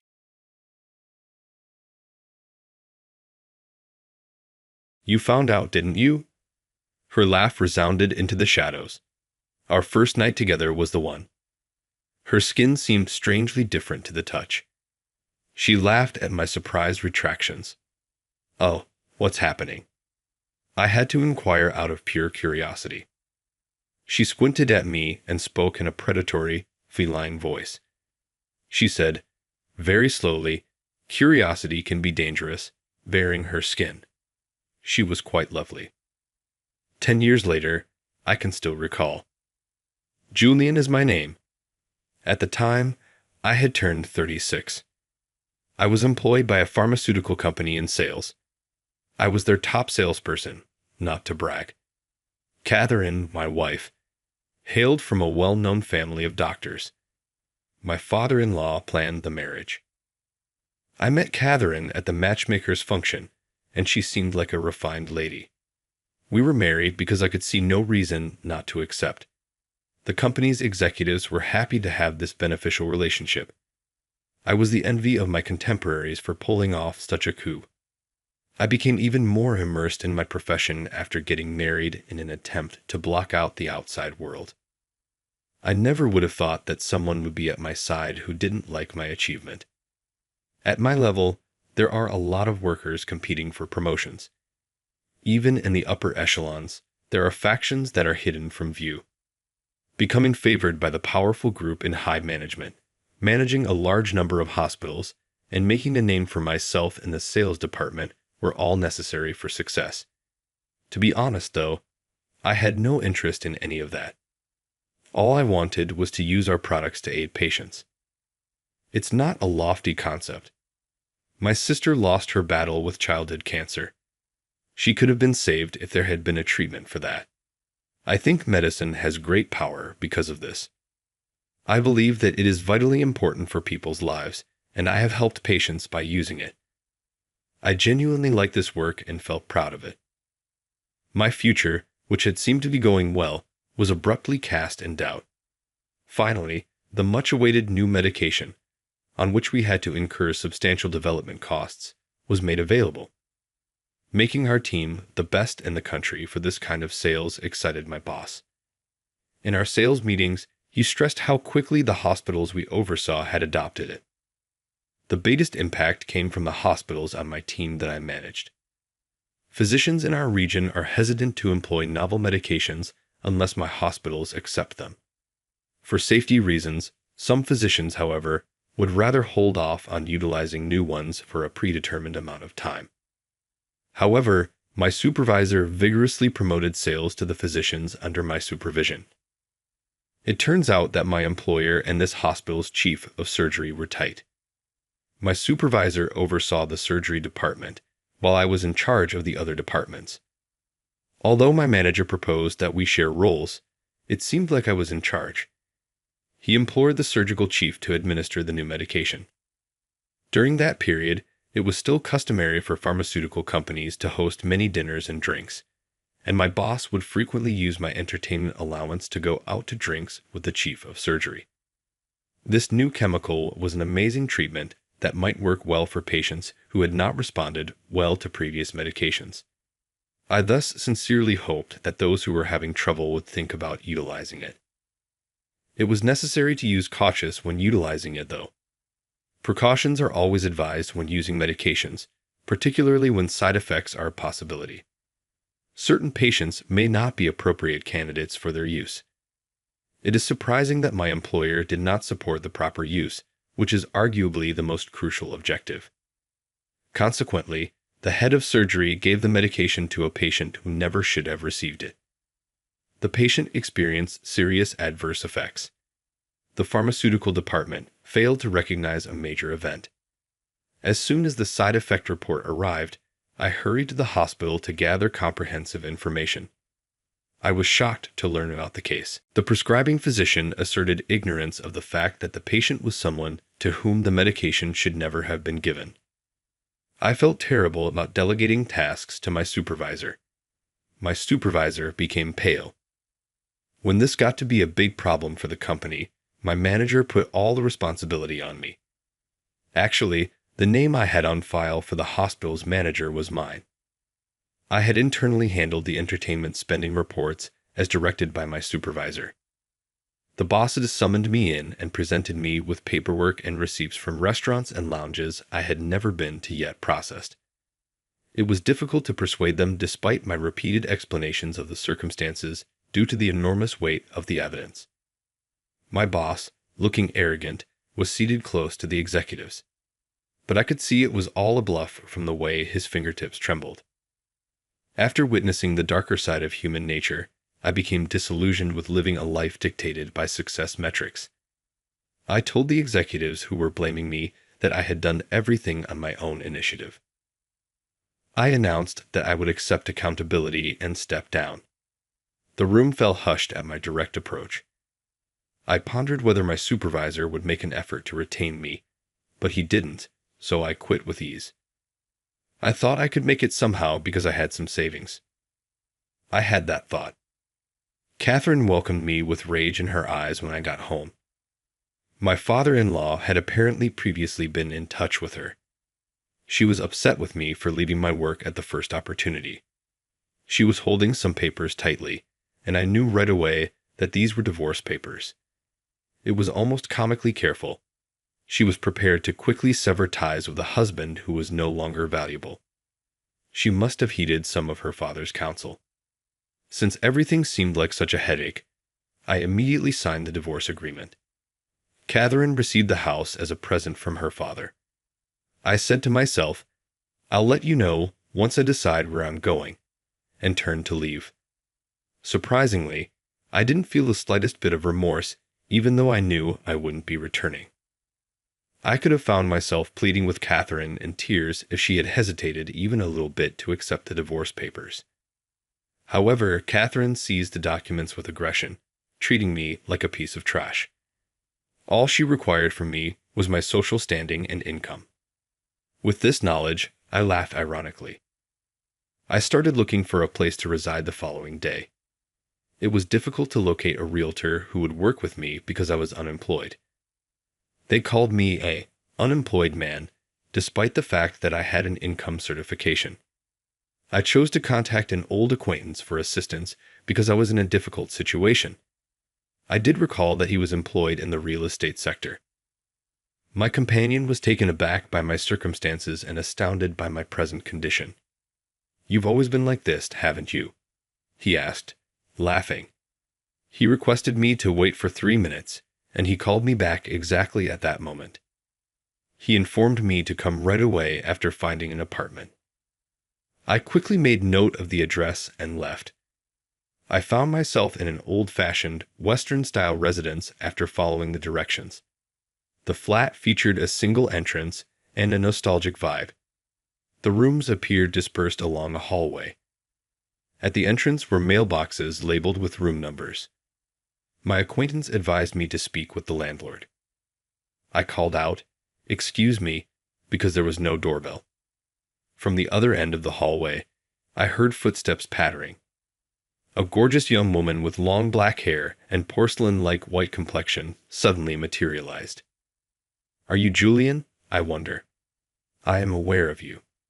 "Nancy, son, the landlord is me." "It's nice to meet you," she remarked, extending her hand to the right. Startled, I gave her a composed handshake. Her fingers and wrists were thin, and I was shocked to find that I was reluctant to release the handshake. Although she went by Nancy Popson, others just called her Nancy. This flat, which was divided into 2 smaller ones, was used only by women. She requested for my assistance with hard lifting, but said there was no need for a deposit or broker charge. Nancy smiled as I responded yes, then continued, "Well then, consider our deal done, Julian." She said, "I heard you worked for a pharmaceutical company," and extended her hand to give me the keys. Our common buddy must have told her that. I did, indeed. I quit from my position there after many years of employment, I added. I later said that as soon as I quit my employment, I was served with a divorce decree. Nancy started laughing out loud. When I admitted that I had left my house immediately after that, she appeared genuinely astonished. She added, dazzling me with her smile, "Well, there's nothing wrong with starting over." When I assured her I would find jobs shortly, she seemed unconcerned. My new life so started. These apartments housed a mixed population of students, novelists, and single mothers. A mother was among them, fleeing her violent husband. I was terrified because I didn't think I had the physical power to handle them all, and I felt like they were depending on me.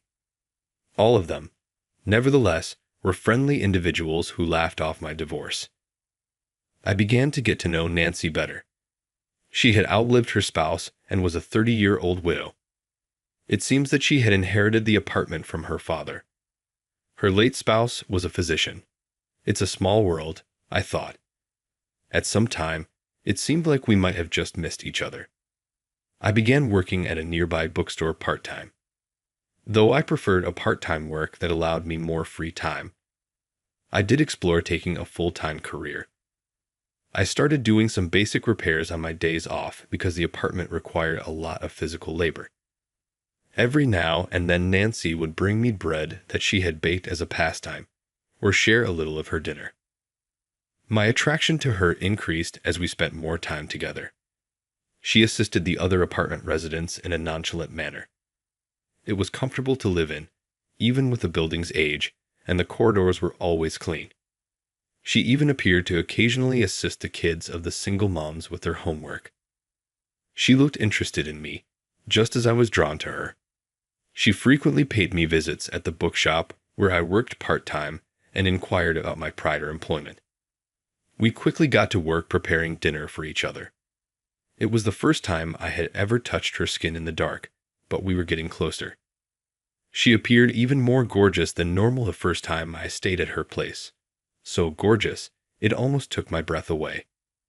That day, when I touched her hand, her skin was just as chilly. I reflexively withdrew my touch from her skin because I sensed something off. It felt too strange for her skin to be human. As I withdrew my hand, Nancy fixed her gaze on me. She giggled when she realized how surprised I was. "Sorry, what's going on?" I asked her, losing all composure in my frazzled state. She simply grinned and squinted her eyes. "You know, curiosity kills. Are you certain that this won't be a regret?" With eyes as intense as a ferocious lion, she gave me a hard look and exposed her skin. There were numerous surgical scars still visible on it. It had to have been a serious wound. Her fair skin bore marks that almost looked like a pattern of flowers. She looked into my face with a trace of amusement, and I was dumbfounded at the stunning severity of the scars. "Did I not warn you that you would regret it? I'm not for you to touch," she stated icily. Slowly, she gestured to the door. "Leave this room and regret hurting me." She had a voice I had never heard before, and she threw me off the bed. "How out those wounds? Why not?" I inquired. Nancy merely chuckled. Then she started talking softly. Nancy's spouse was employed at a general hospital as a surgeon in the past. Apparently, he was accused of working in cooperation with a pharmaceutical business, which prevented him from doing the surgery that he was supposed to. A stand-in physician operated on the patient, who passed away during the procedure. Her husband was, of course, unrelated to the pharmaceutical corporation. The person who placed the blame on him was the chief of the surgery department. Her spouse had to resign from his position, accepting full responsibility. Every time he left the hospital, he was depressed.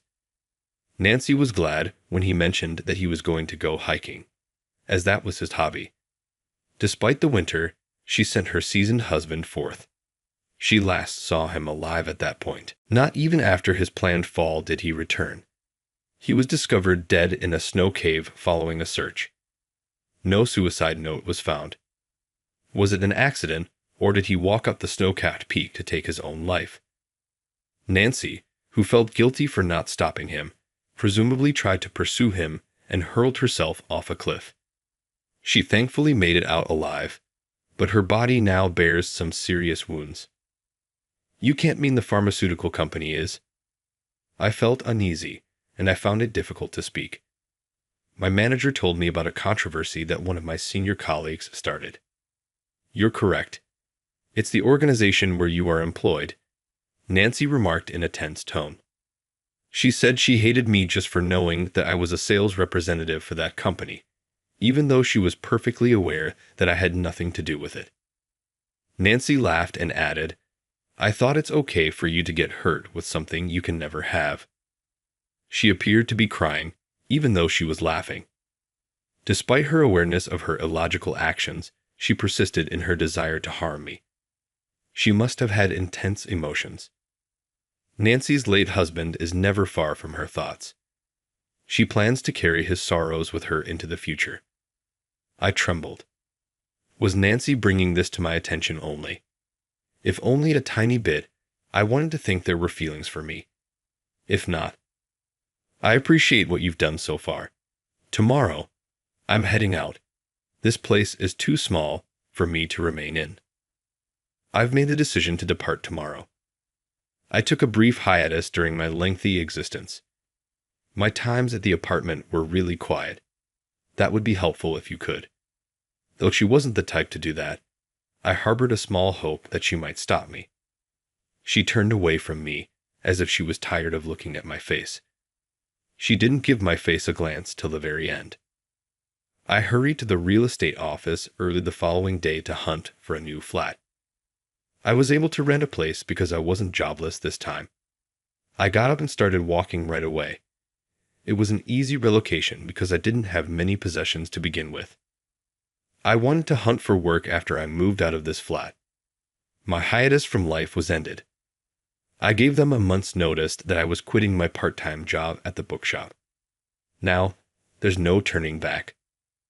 Nancy didn't appear until the last end when the neighbors bid me farewell as I left the flat. I gave one of the tenants the keys. I chose to leave a thank you message for their kindness with the keys. I pondered whether Nancy would see my email. Most likely, she won't read it. Something told me. I was hired for the same sales position a month later. I'm a real estate agent. In the end, I was hired by that real estate company. I'm enjoying every day, even though I'm learning a lot in a new field. And I was able to move today at last. My new location, that's the old apartment complex. I've returned to that cozy flat. I was curious about the expression you would make upon your return. Nancy was standing at the doorway, her arms folded, waiting for me. Her words were harsh, but there was peace in her eyes. I said, "I'd like to start over." Nancy burst out laughing at what I had said. Nancy refused to go along with my suggestion that we begin by introducing ourselves, calling it ridiculous. She finally accepted after several inquiries. Even if we start over, it might be the same. If that's the case, we'll restart from scratch, I said casually. Nancy smiled sardonically. I wish to be standing beside her when she finally makes things right. I will give her the biggest congrats I can manage if she decides to go with someone else. What was your impression of it? We will be inspired by your channel subscription. In the following video, I'll see you.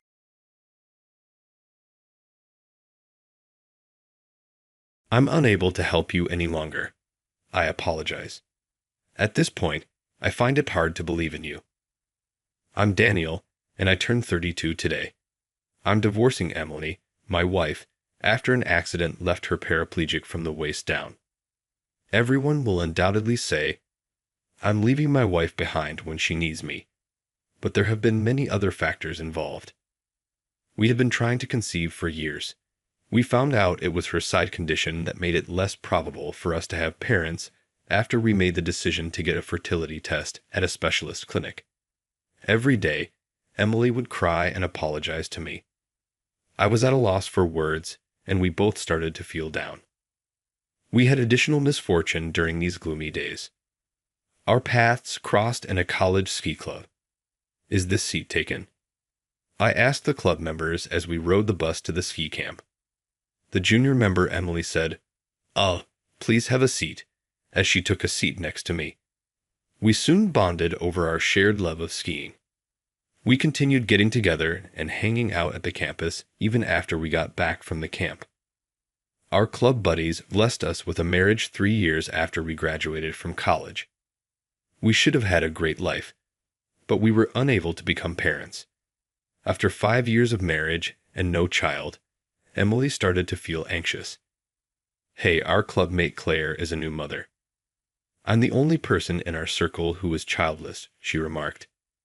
It was all she had been talking about lately, but we weren't able to address it. So, in a courageous move, we visited a reproductive clinic to see if anything was wrong.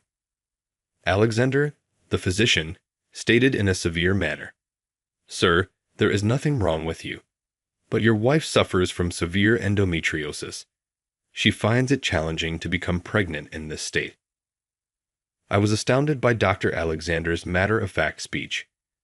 I wasn't even crying because it was such a surprise. Even at home, Emily's depression persisted, and she lost all motivation upon realizing that she was the problem. Will I never have children? I imagined us having a cookout together, our kid, and you, she remarked. She kept saying, "I'm sorry," in my arms as I comforted and held her. As long as I'm with you, I'm happy whether or not we have kids. Together, let's take our time and plan our future, I remarked. I did the best I could to communicate my feelings, even though I wasn't sure if she was convinced. Emily seemed disturbed, even though she nodded. Time went by, and December arrived. Everyone was excited about the Christmas season since the city was twinkling with lights. But it was just another dreary day for us. I felt claustrophobic going home to a melancholy Emily, even after I'd finished a busy year at work.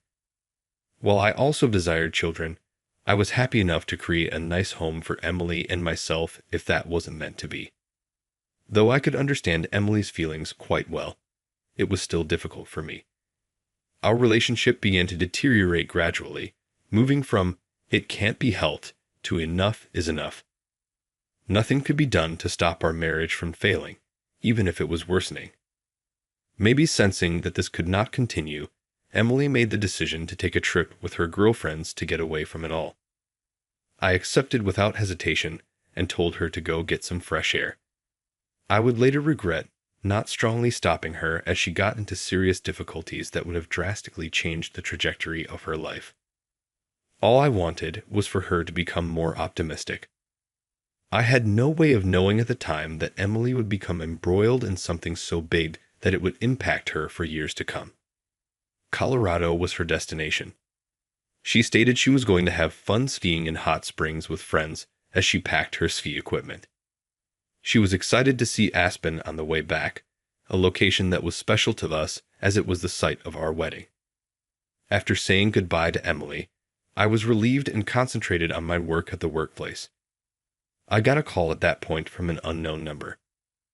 "Hello, is this Daniel's phone?" the caller stated. "I'm sorry for the unexpected call. The Colorado State Police is this. About Emily, your wife, I'm calling. She was a part in an incident. The snow caused her car to skid.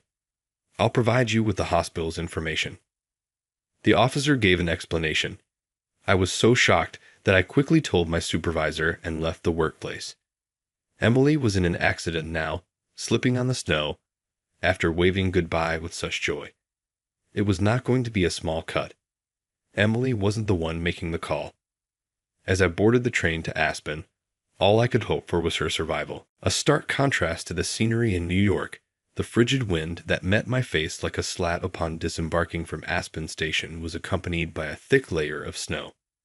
The cold made me bundle up, and I hurried to the hospital, catching a cab that was waiting at the roundabout near the station. Upon my panicked arrival at the hospital, a number of nurses and police officers welcomed me.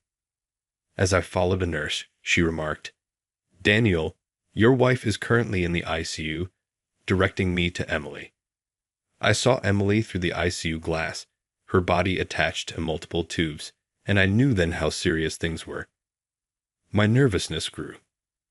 My hopes that this was a lie were dashed by the reality that was in front of me. Too distraught to remove the tears from my face, they spilled down. The nurses completed their explanations, and then 2 police officers began their briefing. "Daniel, can we explain the details of the accident?" Their hesitation unsettled me. "A guy passenger was with your spouse. Did you know about that?" I could hardly believe what I was hearing, and I was in shock. A male? Emily? No, I mistook her for one of her girlfriends. Does that not make sense? I was only able to ask for that. I knew she had planned a trip with her pals, because I had seen her with another man. However, she was just in an accident with a romantic partner.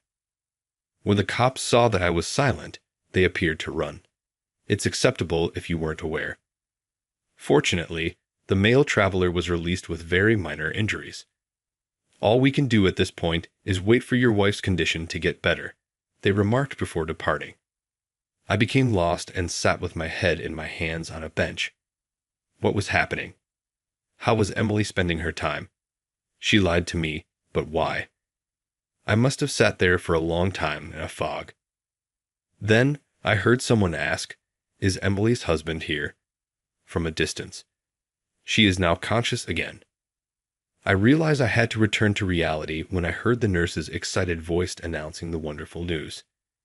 Emily was in pain and attempting to tell me something as I hurried to her side. "I really apologize, Daniel," she said, hardly cognizant. "Don't worry, it's all right." I urgently implored Emily to stay strong, forgetting what the policeman had instructed me. Dr. Shelton called me later to give me an explanation. Can my wife, recover fully?" I questioned nervously. Dr. Shelton provided a somber justification. "Regretfully, your spouse has suffered a serious injury to her spine. She will most likely be unable to live her life as she did because she will be paralyzed from the waist down. She'll probably require a wheelchair because of her existing situation." Even though I was ready, there was still a serious risk to my life. In fact, her survival was practically a miracle. It sent me into the dark and left me feeling completely crushed. I've been helping Emily through her recuperation by going to the hospital every weekend since then. I finally plucked up the guts to ask her the question that had been bothering me when she was able to eat by herself. "Emily, I have a question for you. On the day of the incident, who were you with?" Emily hesitated, obviously distressed. "I apologize. I am unable to inform you. I shouldn't have been with that person. I made a very dumb mistake." When Emily finally said something that sounded like an admission of her affair, it was that one sentence that ultimately led me to decide to file for divorce. If she had been innocent, I would have stood by her side, no matter what obstacles she faced physically. I just could not see myself spending the rest of my life with her if she had betrayed me. At last, I mentioned divorce. She was surprised, but gave up in the end. My father-in-law, her father, was the only one who attempted to talk me out of it. I chose to divorce Emily and firmly refused to comply with his constant requests. Even though Emily and I had once been married and had a great love, our marriage ended suddenly when it was time to say goodbye. It's been 3 years since Emily and I split up. The healing process was protracted. Christmas time, with its dazzling lights and joyous atmosphere, has been traumatizing for me ever since that day.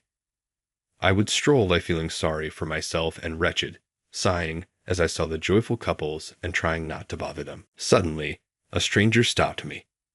"Excuse me, are you Daniel?" I was suddenly halted by a stranger. I looked back and saw a man I had never seen before. "We've never met before. I'm Emily, your ex-wife, our childhood buddy." Emily? I was astonished and perplexed to hear that name because I hadn't heard it in a long time.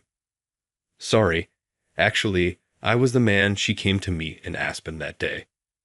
His insight struck me as a blow to the head. What? Emily was with this man? His abrupt admission made my blood boil.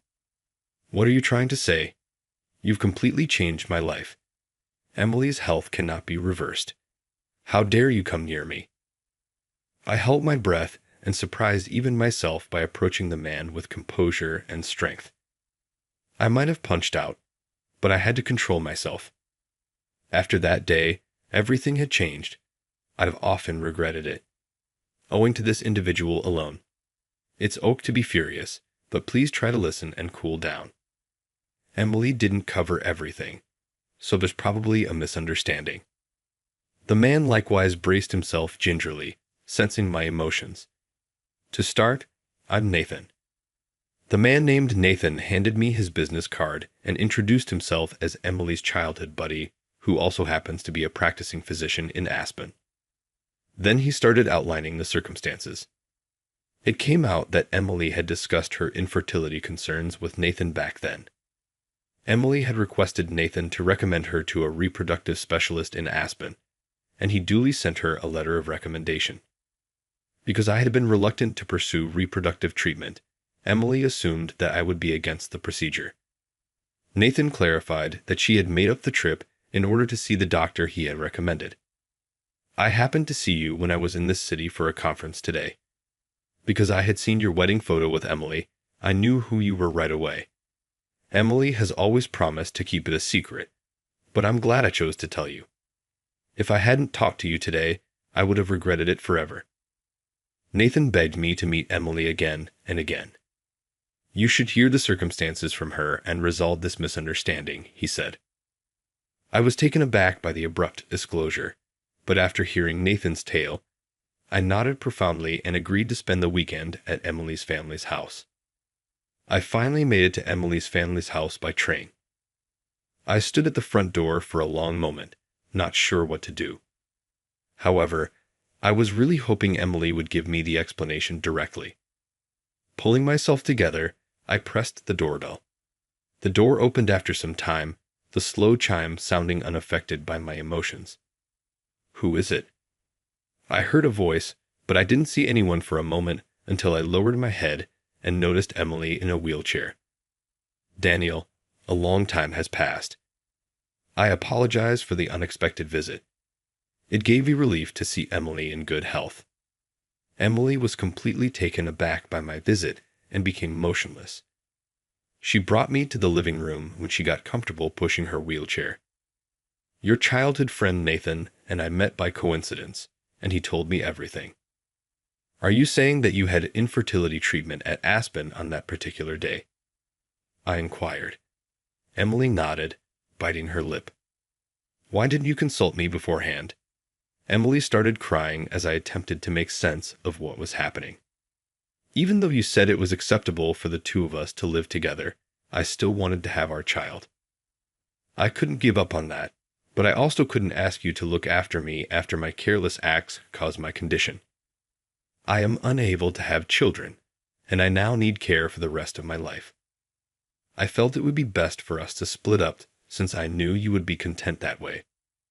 Like someone had flicked a switch, she started talking. Her sobbing seemed to be an attempt to let go of all the emotions she had been suppressing. It wasn't malicious on her part to keep it a secret. Had it not been for the accident, she would have simply gone to see the doctor that her childhood friend had recommended. She most likely felt incapable of bringing it up. She accepted the infidelity theory rather than refuting it. That was her way of expressing her love in light of her current disability. As I looked up and saw Emily's father standing behind her, I was at a loss for words. Daniel, I truly apologize for what we made you go through. I was aware of it as well, but seeing my daughter struggle with her impairment and face an isolated future was intolerable for me as a father. We sincerely apologize, he stated. I stood up straight in front of them. I take responsibility too. I was being disrespectful when I suggested that Emily could live without children when she was in pain. We ought to have looked into additional options that we could both agree upon, I said, extending my hand. Emily's hands were resting on my lap. I knelt in front of Emily in her wheelchair and held her hands, apologizing from the bottom of my heart. I'm so sorry for leaving you alone. I resembled a knight pleading with his princess for pardon. I see what you were saying now. As your wife, I should have considered methods to make you happy despite having a body that is incapable of bearing children. I ought to have been sincere in my appreciation for your support and transformation. Emily confided in me about her true feelings as well. We could both finally share our thoughts and regrets at this point. Thus, we were able to fix the misunderstanding that had existed for years. We were married again a few years later. We were still in love with each other and regretted the divorce. I want to try again, even if it's not simple. I declared my love for Emily and made a proposal. Emily was content, yet her need for care perplexed her until the very end. I addressed all of her worries one at a time while we talked about remedies. We made our house more accessible with renovations, and we have a caregiver in place while I'm not home. We wanted to live together even if we are unable to have children. With that common goal, we moved forward at last. I'm resolved to provide Emily with strong support instead of ignoring her emotions once more.